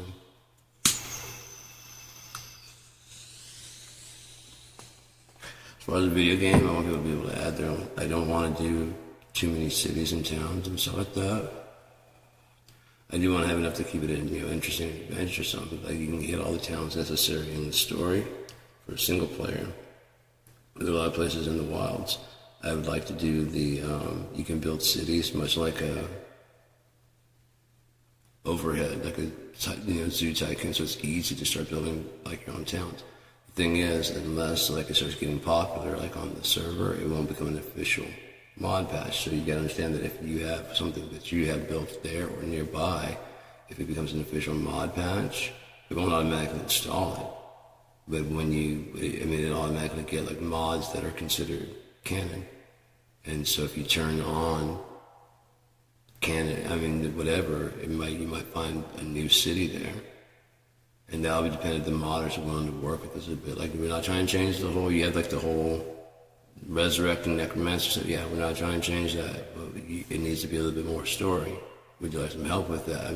If you do this, we'll say that it's you that did this. It becomes part of the actual game. Therefore, people know that you're such a good modder that we included one of your things, one of your earlier on things, apparently, right? Because you just mod, yeah.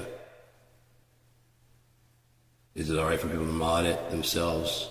Yeah, if they want to like move the stuff around. Yeah. Okay. I want that to be easy to do also. If you can do like a 3D, whatever was that, like a SimCity type thing. So you can build the different structures and just lay out like the barn to pharmacy, and then on the inside. Then when you pick that, when you go to like mod that on the inside, it zooms a bit closer on that and gives you like a floor plan that you can choose from.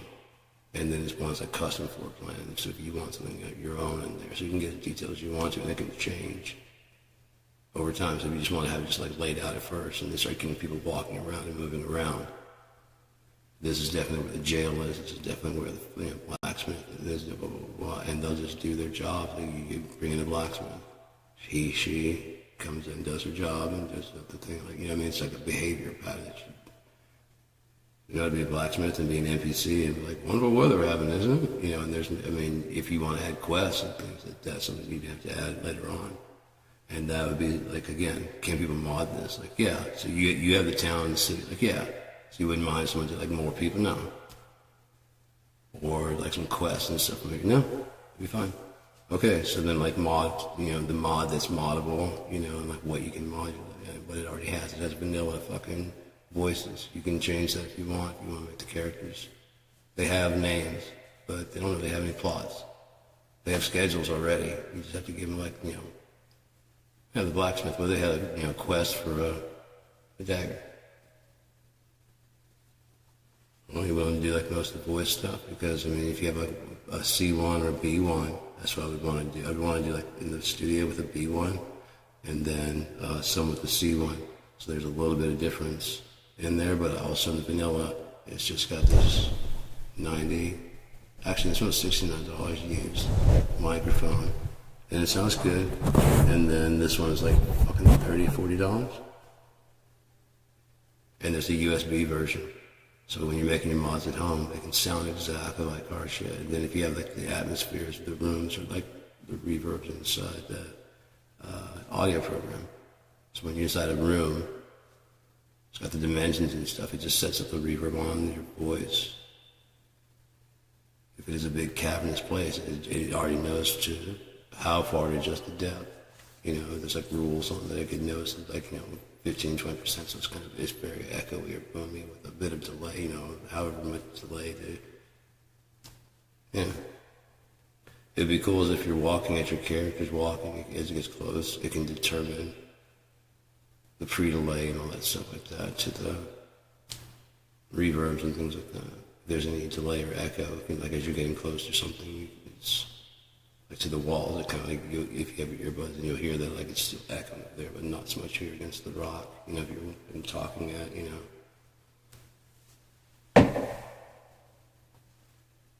or your footsteps, those type of things, There we go. Things are popping in place. What time is it? 10:39. This is dose of time. It's a dose of time. It's a time for a dose of time. Um, 9 o'clock, then at 1 o'clock. It was an hour late when we hit at 6 o'clock. Hour late when we hit at 11 o'clock. Not bad. I'm not like, you know what I mean? Oh, and I'm good and fucked up. I don't like it. I like being this way. The thing is, it sucks. There's like the only time I'm actually, like, not sad. You know? I feel like probably what normal people feel like on a normal basis. And I'm coherent. If I'm not, I mean, I apologize. Hey, who's your favorite drummer? That's a rough one. Like, who's your favorite guitar player? Because there's different styles, different stuff. Zim played drums.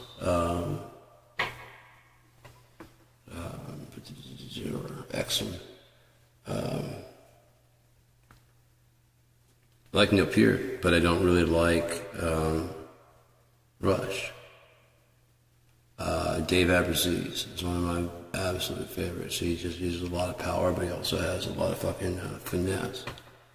A lot of dynamics. A lot of extra, you know what I mean? The stuff that people like, especially when things are slow. It's just part of the wall back there of sound, but it is what sets that groove. You know, he's doing all that kind of shit, playing those little things in there. Who's too busy for you? The crowd's fucking mine.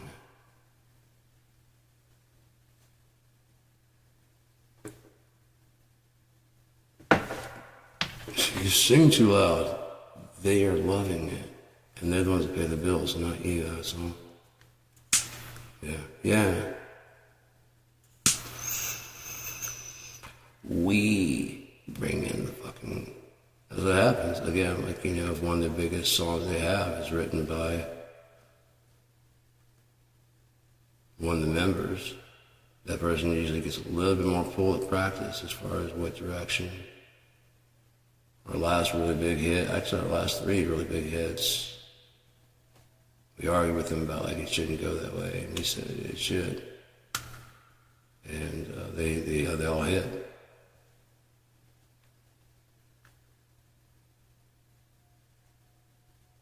Why even argue anymore? I mean, again, they pay. And I mean, it's like I'm not objectionable to the music. Chad Smith's a great drummer. The drummer from Yeah Yeah Yeahs, fucking phenomenal drummer. Tyson, the guy who used to run Tyson Gibb, fucking great drummer. Phenomenal at fucking improv and just being able to read the scene and play what's going on. Incredible.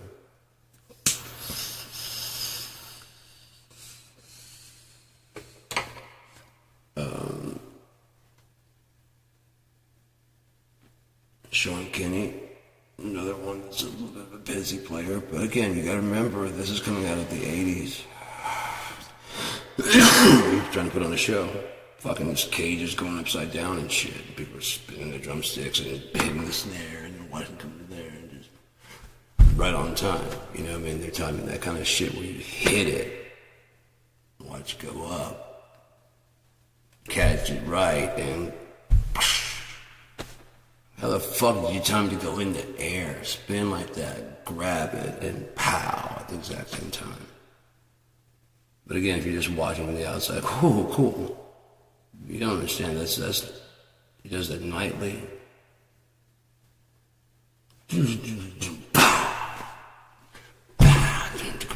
How the fuck are you timing it to fucking drop down and catch it? That shit, dude. That's insane. You wouldn't just go 3 and what are you doing? Oh, it's too high. 2, 3. What the fuck you know what I mean? That you're doing it every goddamn time? Or you're able to, anyways.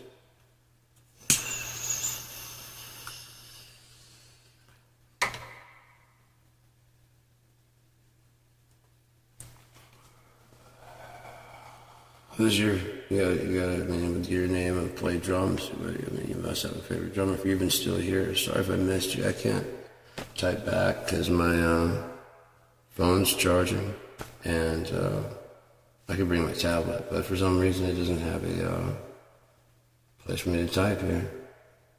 I can see people's comments. I can even no, I can't. I thought I could interact with it. I've tried closing it out. Looks like I might be the only person in here anymore. Sorry about that, but I really don't,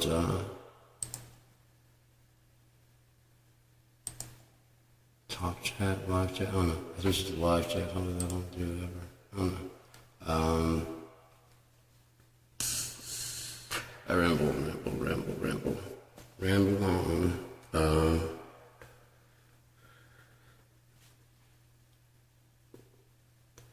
Trying to remember what I was talking about. Probably drugs or God.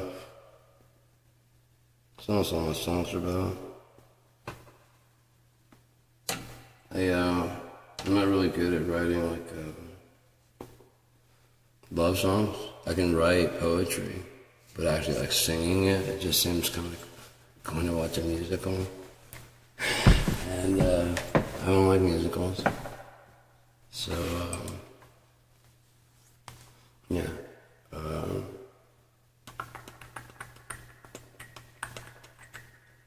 Just never been really good at it. And I think when the first time I was actually happy with one, it was less about that person. It was just like, what would you do with the time between? Like if you had the love of your life, if they did die, what would you do between the time? Because you can't die until it's your time. Even if you got hit by a car or whatever, you might be in just like a coma or whatever until they pull play.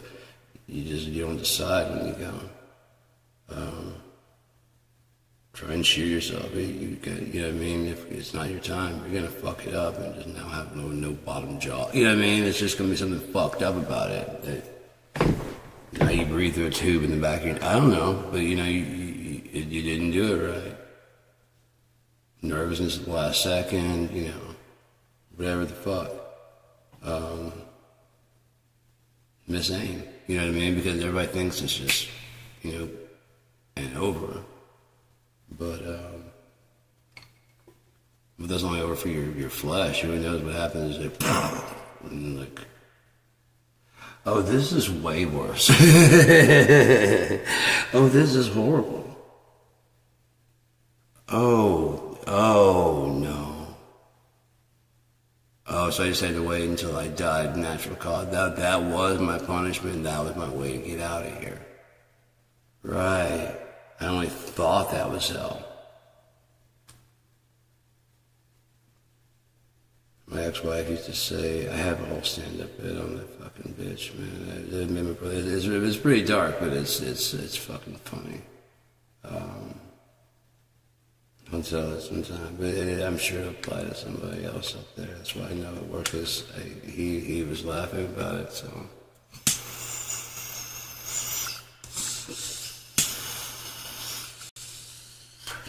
Not that, but even if you can just you can understand, you know what I mean? Even if you can understand, it still will make you giggle. But, yeah. Moving on, rambling on. No point in, trying to get anybody down. Join my team. No, fuck that.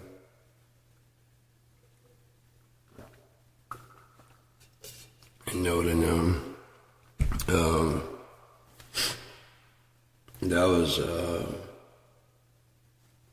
and it wasn't long, but you just kind of self-loathe, self-wallow, a bit. It was about the third or fourth meme, because it tries to bring you in, and it was talking about narcissistic people. And, there's there were several that applied, very much so. And I just had to share it. And so when you do that, it's holy shit, and on top of that, you're buying a doom scroll where you're self-loathing and shit like that and trying to, just agreeing with anything that comes across the screen. Because then all these other shit just start popping up and stuff. And so I'm just like, I remember typing on one that's like, people are like, ooh, like, why don't we all just stop with you with the meme sharing and shit like that and just like heal? I mean, I get it, but I mean, just stop doom scrolling. I mean, if you need to keep going, then keep going. But if you feel like I'm feeling right now, just stop, man. Just don't. They're just living more in your head, and you're not getting better. You're just kind of sitting there wallowing. I'm not mean to be angry with anybody like that, but because like a whole like surviving narcissist like thread group, and just get better. I wish you guys all the best. Like I said, I was looking at my fourth or fifth. I'm just like, yeah, I'm done with this bullshit. You know, you guys are just now you're just trying to really dump, and that's just ugh. Okay, I got it out with the first 2 or 3. You know what I mean?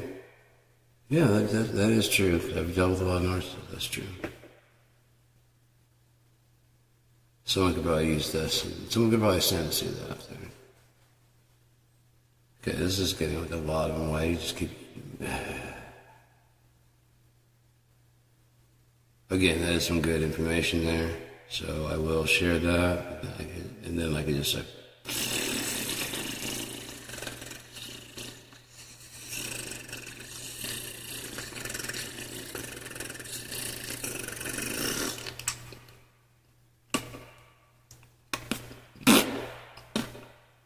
It's still going now.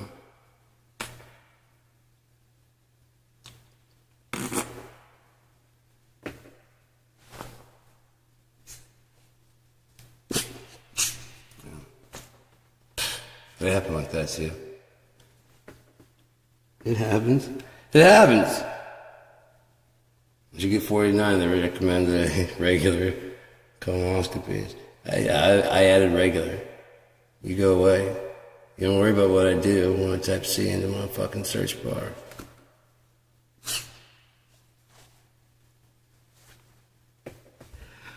I still protest that because I don't want to be awake for it. But you need to knock out my fucking... You need to make sure... That ain't fair. Whatever. I mean, that's another time to find out that you like that. In front of, like, you know, in the eyes of a professional. I'm just saying. I'm not saying I did or didn't. I'm not cold. You know, he's like, okay, we're getting past getting closer to the deeper doctor. Moving into the lower. You can't help what you say when you're sleeping.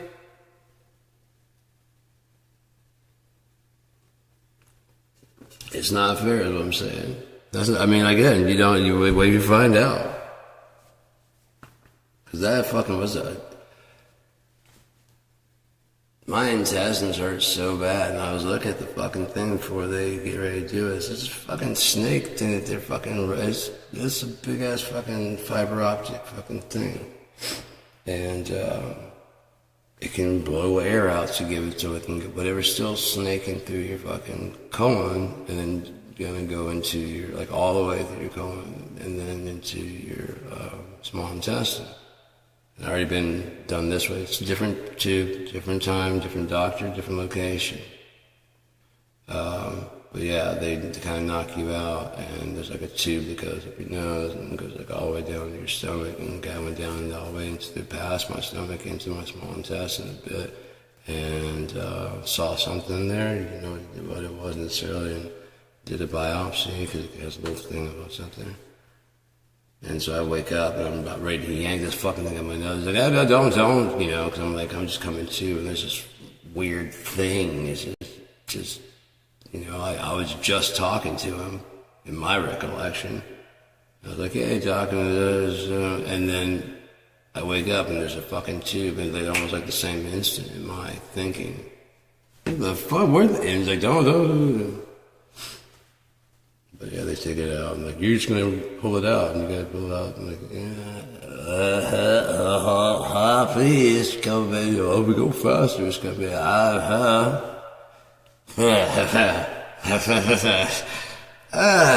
Stunner? This one was, why would you do that? Oh, I can't go through the mouth because you might stop breathing. I'm like, I don't care. It's over. It's done. Anything? No. Anything? Oh, there you have some. No. No. Nothing. Nothing at all.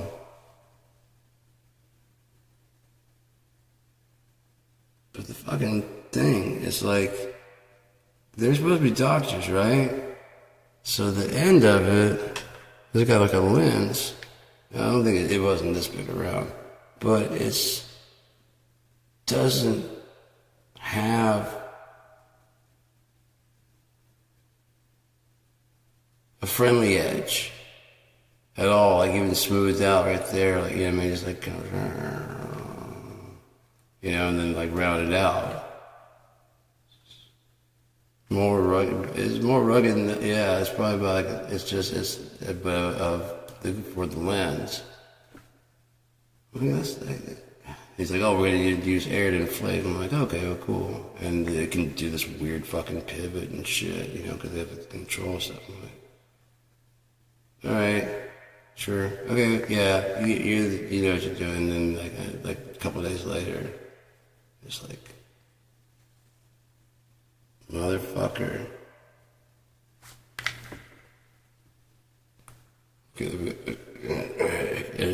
Just like I knew, Even if you inflated it, it's still gonna. If it would have like a rounded edge, it'd been like, yeah, I mean, it wouldn't. It would have pushed against it, but it wouldn't have been like. Oh, you were asleep. You didn't feel it. I do now because that doesn't usually happen in your guts. On top of that, they feel like they're going to explode and die. So are you sure? They're like, yeah, well, if it keeps going for whatever, I'm like, fine. But it's really starting to hurt pretty bad. And then it was all that air they pumped into my fucking intestines, plus the scratch from whatever. So that still hurt when it was done. But I mean, it's just like air.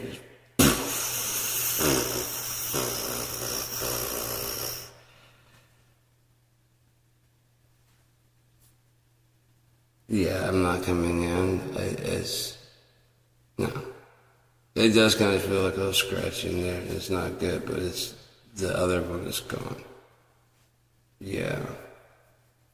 We didn't say anything about any apple juice. So, yeah. I don't need your attitude, man. You're not even real. That's what I do to you. It's a double flip phone. It's a triple flip phone. See? Swiss Army phone. That's who calls my house all the time. Hello. Yeah, no, he's here, but he's not taking calls right now.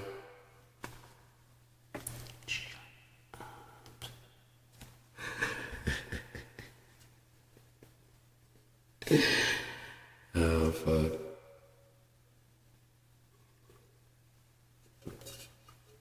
I love acting out scenes, like when like no one's around, but it sucks when someone walks in the room, especially if you're in the thralls of it, like, you're deep into the fucking...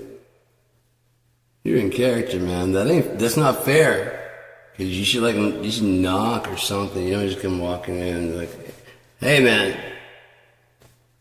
Start saying, hey man, on the way down the hall. You know what I mean? On the way to the... Hey man, you busy down there? No.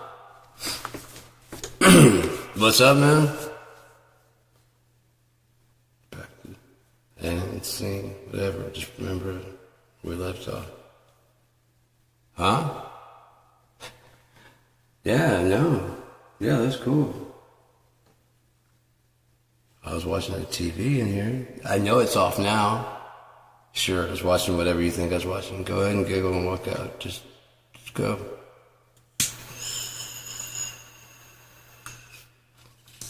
It did sound like there's someone else in here, didn't it? Because I'm a great actor. And great actors can do that. Where did Sean go? I don't know. But these voices are totally different. That's what makes a great actor a great actor.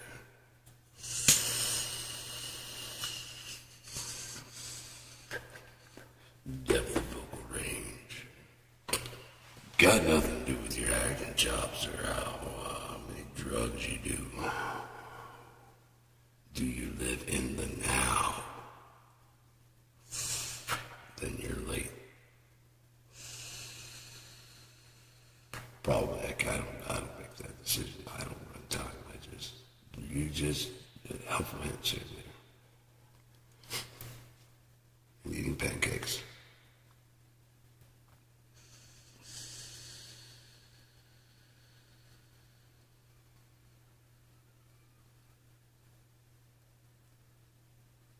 I can't wait to wear my gloves again. I gotta see that shit again. I can't remember what it was. It was so fucking funny. I don't know why I didn't giggle so much, but it just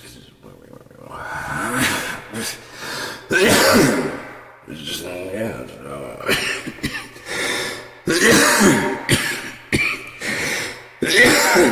I just need to think. Look, without the gloves. I loves my gloves. It does. I loves my gloves. I need to get more water. I'm gonna listen to a tune. I'm fucking stoned. Oh shit! I forgot to take my. Oh yeah, it's 11 o'clock. I can take my Tramadol. Right now I'm even with the day, so I took none. Go to bed.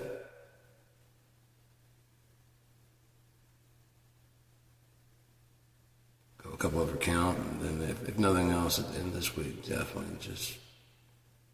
I really am. I'm sick of it. I'm ready to be done. So, ooh, The Suffering. I love this fucking song. I know. God damn it. Play. Fuck, I love this song. I love this song.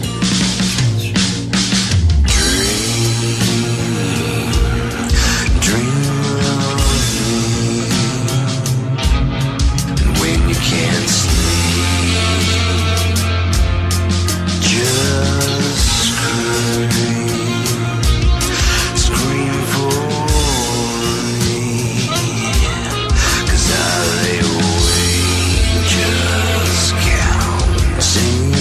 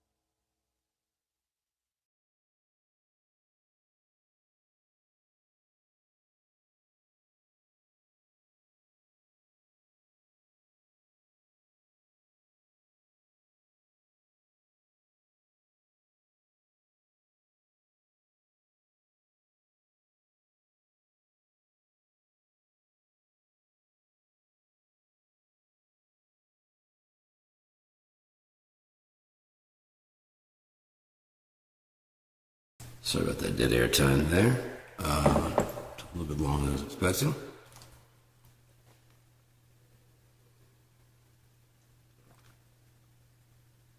There we go.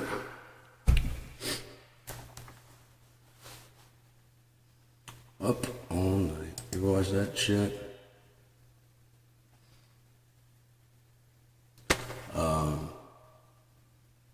This will last until my coffee pot. Weird. I boiled some tea water and I fucking was ready to go. I forgot that I was first gonna have tea because I bought some new peppermint tea and good.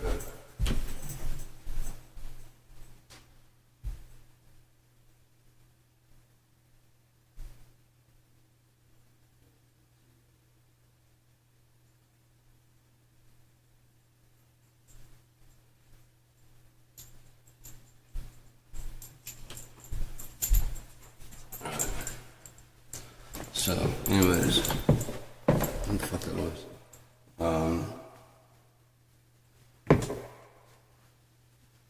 Hello,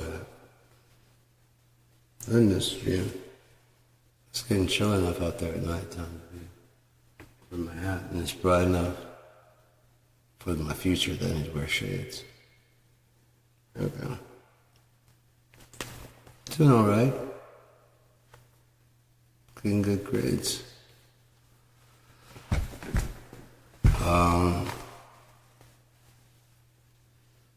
I was gonna make tea. So I just got some peppermint from the church. And then I was gonna make it for two at some point in time. But then I decided to make coffee in the 5-pot. Oh, I love a little 5-pot. It's a 5-cup coffee pot, but I just like calling it the 5-pot. I called it the 5-pot before. I guess I was really fucked up on that. I was just, I was excited about it because I've been wanting to get it for a while. And it's also got, finally I got the reusable basket. So I don't get filters any fucking more. Oh, there's nothing worse than like a cold day and you got your coffee ready, make, whatever. And go to make coffee. Got no goddamn filters. Well, you did not have any fucking filters, but paper towel or two will work. Maybe you just double layer them, they'll work. Oak's shown me a lot of really cool survival type techniques, Like we went camping one time and made sure to bring like a magic marker. What the fuck? And we couldn't get the fire started, so he fucking lit the end of it, and he's like, those keep burning like a candle. I'm like, that's fucking dope. I understand why you got the magic marker. They were doing the door, and then they were also like, clicking at the gig, and we were getting ready to leave. He's like, hey man, I got the magic marker. Yeah. For his pocket. Who the fuck is it? I'll show you. Oh my god. That's just fucking crazy, man.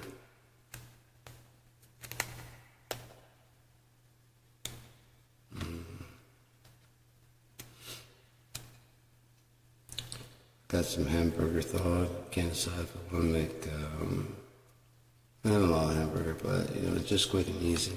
I might make hamburgers, like things like that, either a half pound or a quarter pound. I've got thawed. There's a half pound or a whole pound, sorry. I've got thawed. Ooh, I should make spaghetti. Yeah, I haven't had spaghetti in a while, man. Yeah. Oh, fuck yeah.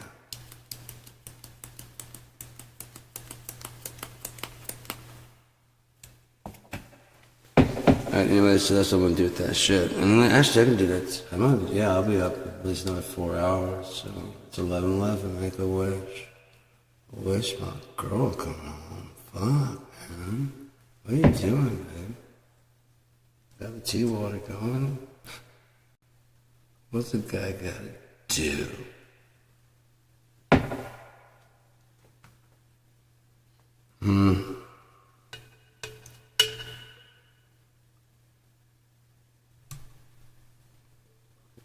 Kingsley area code 49649.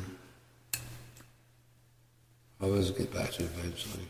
Just a long meander. But then you get forever to kill, don't you? I do. It could either be a sentence or it could be a blessing. Heads, tails, what you want.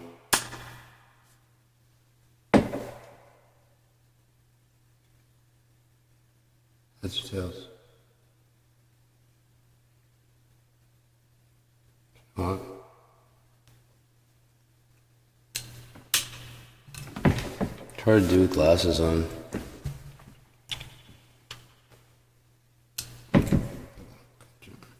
Also, that light's right there. There you go. I used to love doing this.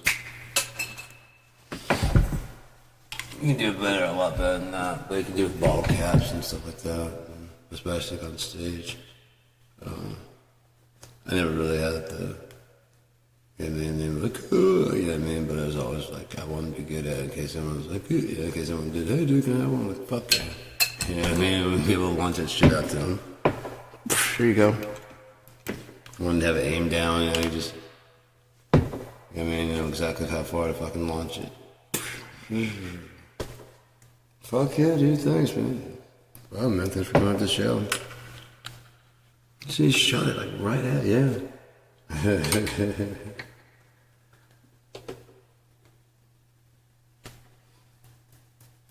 No, but maybe it's just like, just held my hand. It's kind of, wouldn't that be dope? Yeah, there you go. What the fuck? Thanks, dude.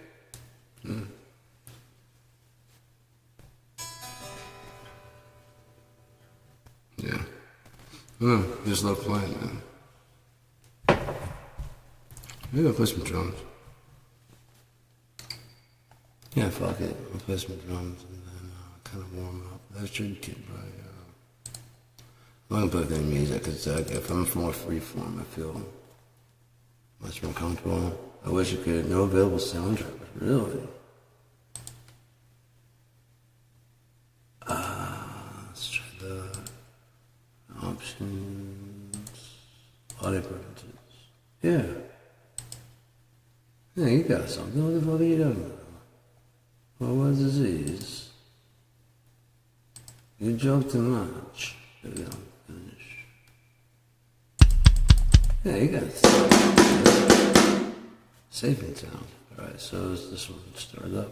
I was trying to do Dave Eberzeit's kit.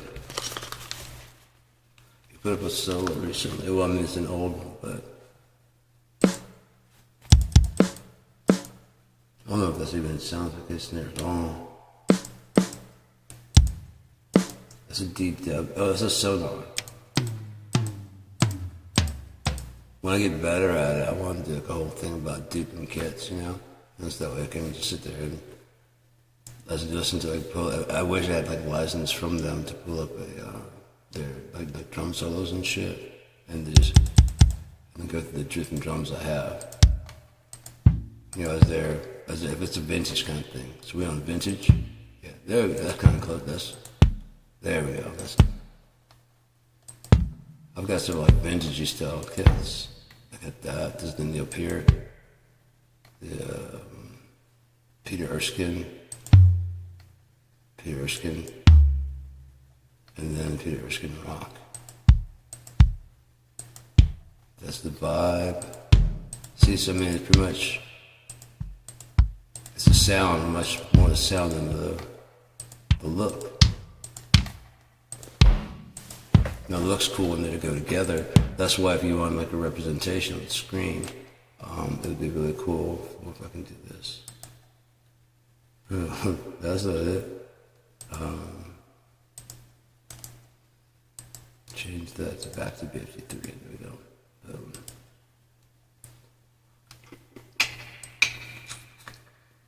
So, okay, this is 53 with expansion. This is in 53.5 that they're recently put out because I haven't been able to get that to work. Now, I haven't tried this, but apparently, supposedly, they put out a new version, unless that's the old one that they put out here recently, 3.5. They may have fixed the bugs in it. I don't know, and I really don't want to find out because I've got it kind of working. It's back to the shitty way it was when Rolly took over and fucked a lot of things up.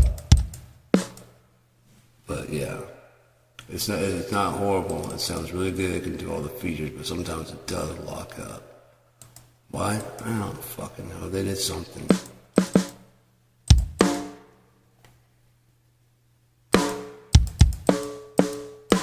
There we go. The room shot. All right, cool. So let's see if we can get that sound and play it.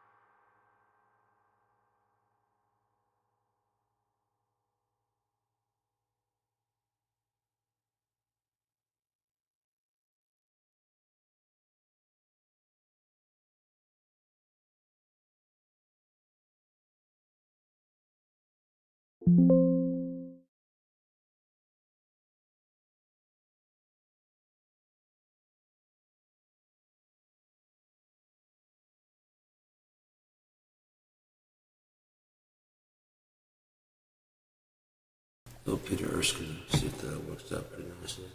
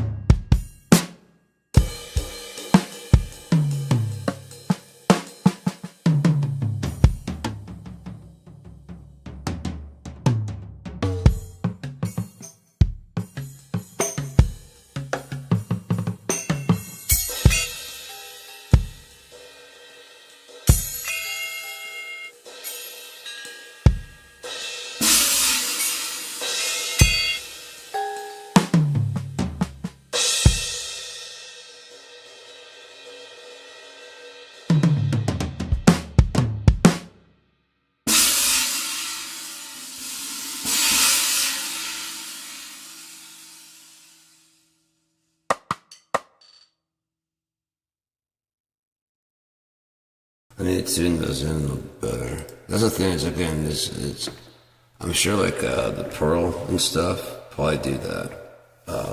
It's also that can be handled honestly on the, you can set the curve. Let's see this preset offense. Okay. Yes. And yeah, if I did that program, like I said, swiping kits, just listen to kit and then just start, looking for, snares that sound similar. Just go through the old ones I have. I've got fucking 505. I think I could find something, at least in a similar kind of ballpark. And nothing else, as I said before, but it's got that kind of sound, but it needs to be a bit tuned down. Shit. A bit more metal pang to it. Had a pang. I can find one that's got the sound I'm looking for, and then blend those two together. So it's got like a wooden, kind of like that thick ass, like that, but it also has a metal, like the copper sound to it. If I don't have a metal and copper or metal and wood snare, then I can just combine the two by going this and you can see it now. Going to select, link, sorry, and then like I've already combined these two right here. I don't know if you saw that, and now they should be linked. When I hit the one, it should go, go back to select.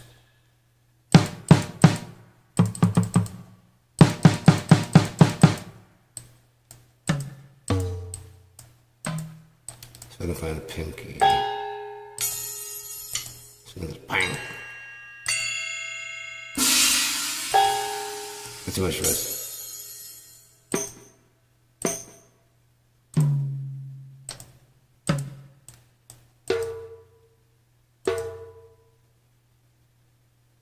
Link these two together.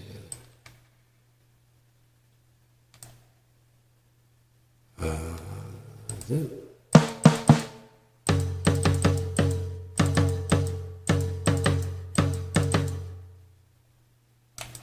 Unlink. Yep. Unlink from all. Done. Yep. I think apparently I can just right here. Link to.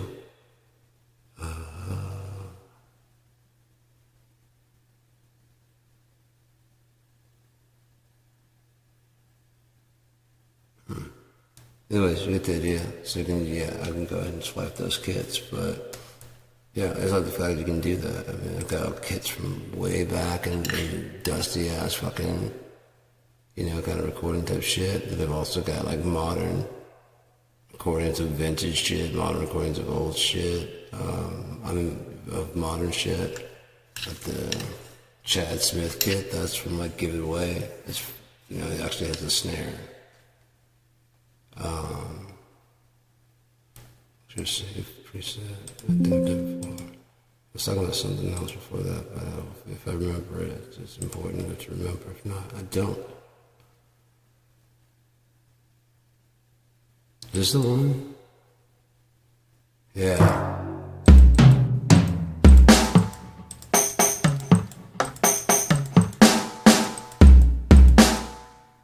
So tune down a little bit.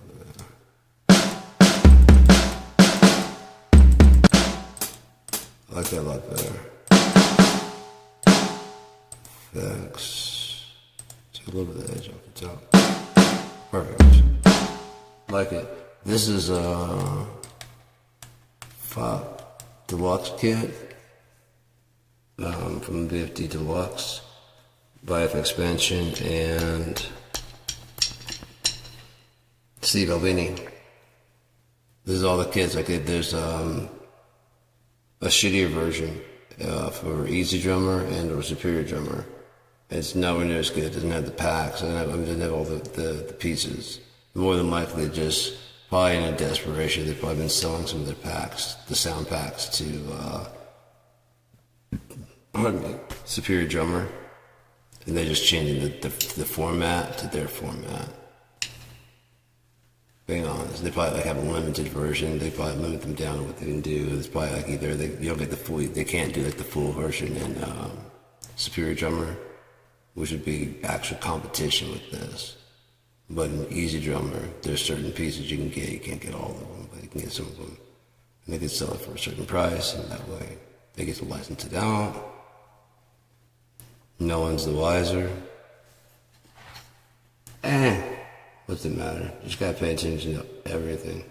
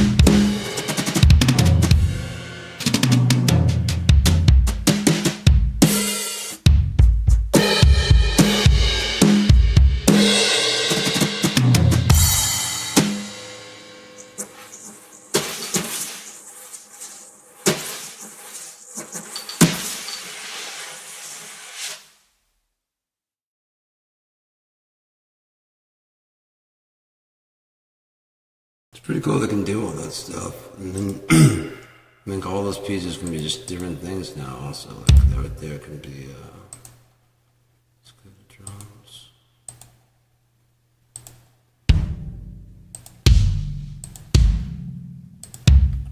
And these all they haven't mixed yet, just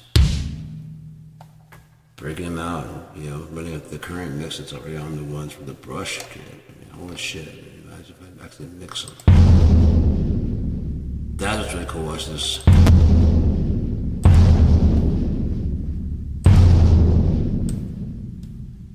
What about this one?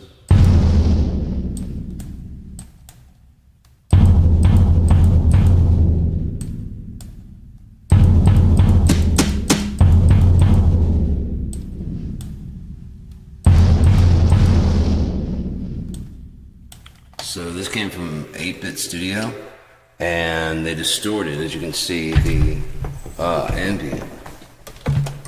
ambient room check. I feel like I'm getting shorter. I think it's my butt sitting this thing and starts crushing it down. Alright, so, but yeah. But there's a lot of stuff from 8-Bit, let's see if I can pull that up right now.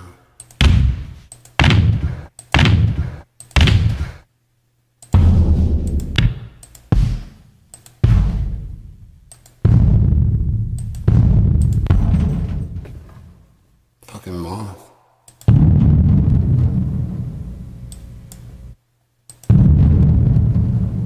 So if I load it in, you'd actually hear like that. Let me go ahead and load the boot there.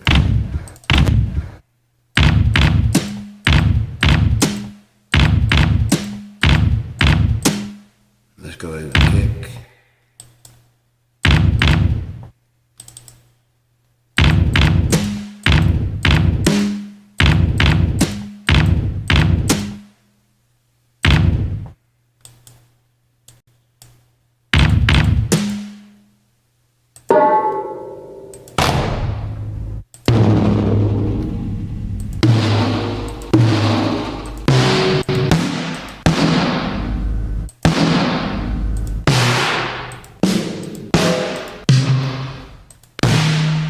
You can hear that distortion of it though. It's kind of just trashes it up, so we want to.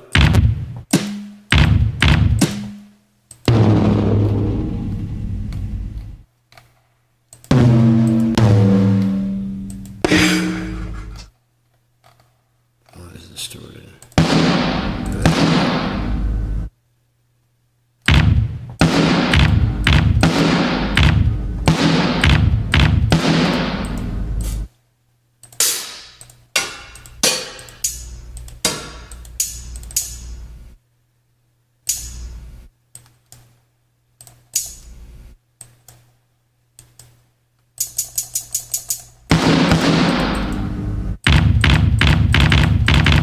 They got listed with the orchestral, which I love this one for like the deep ass fucking kicks, and you can get some really good shit here.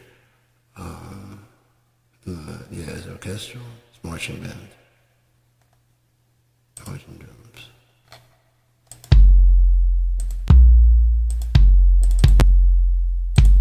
You want that collapsing on itself too much fucking, so you want to dampen that pretty hard at the lower level.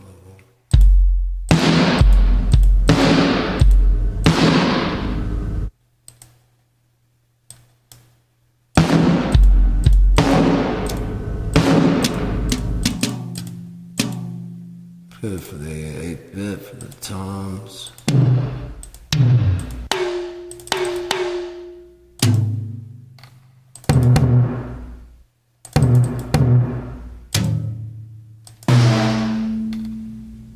Floor, yeah, how's that?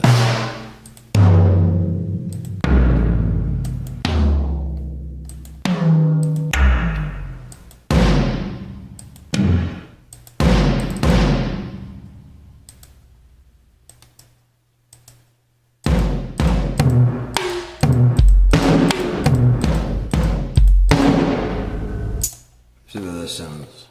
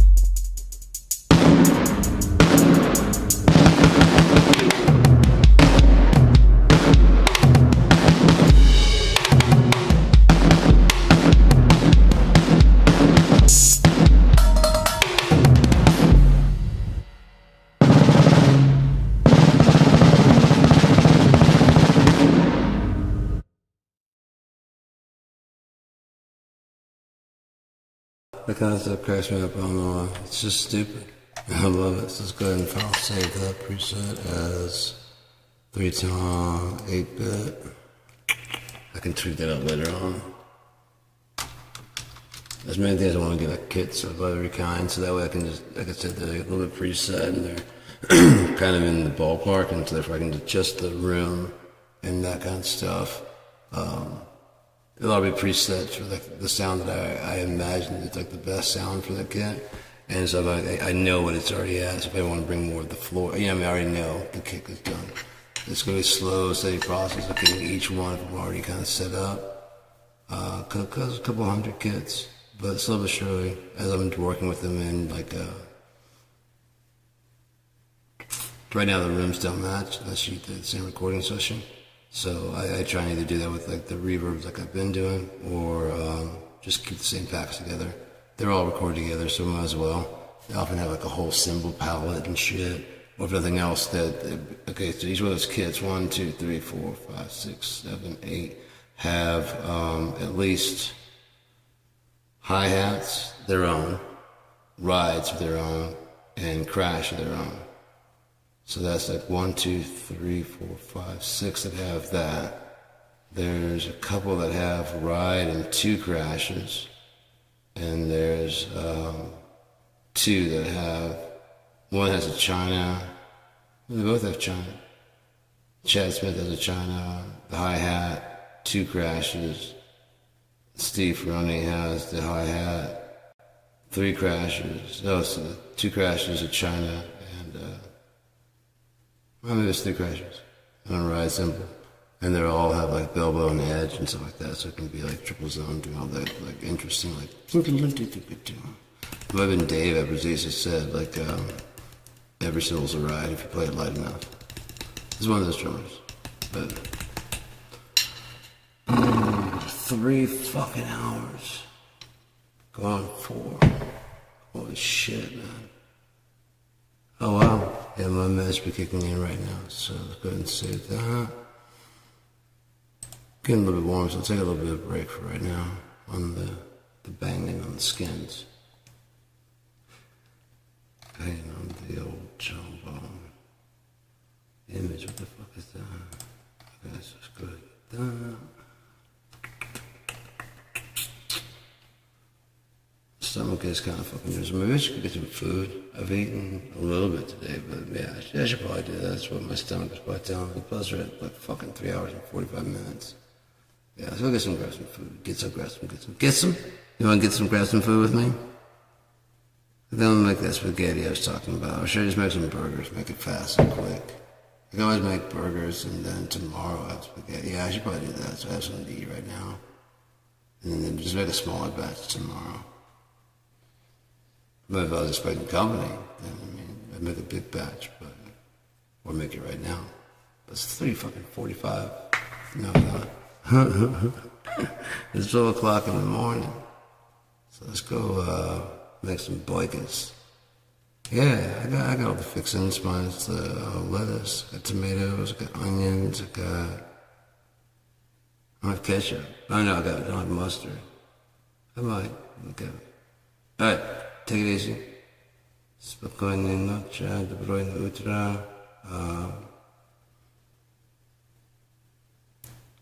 No, I don't know preview. I know preview. I don't know goodbye. Oh, no goodbye. Moje lubav.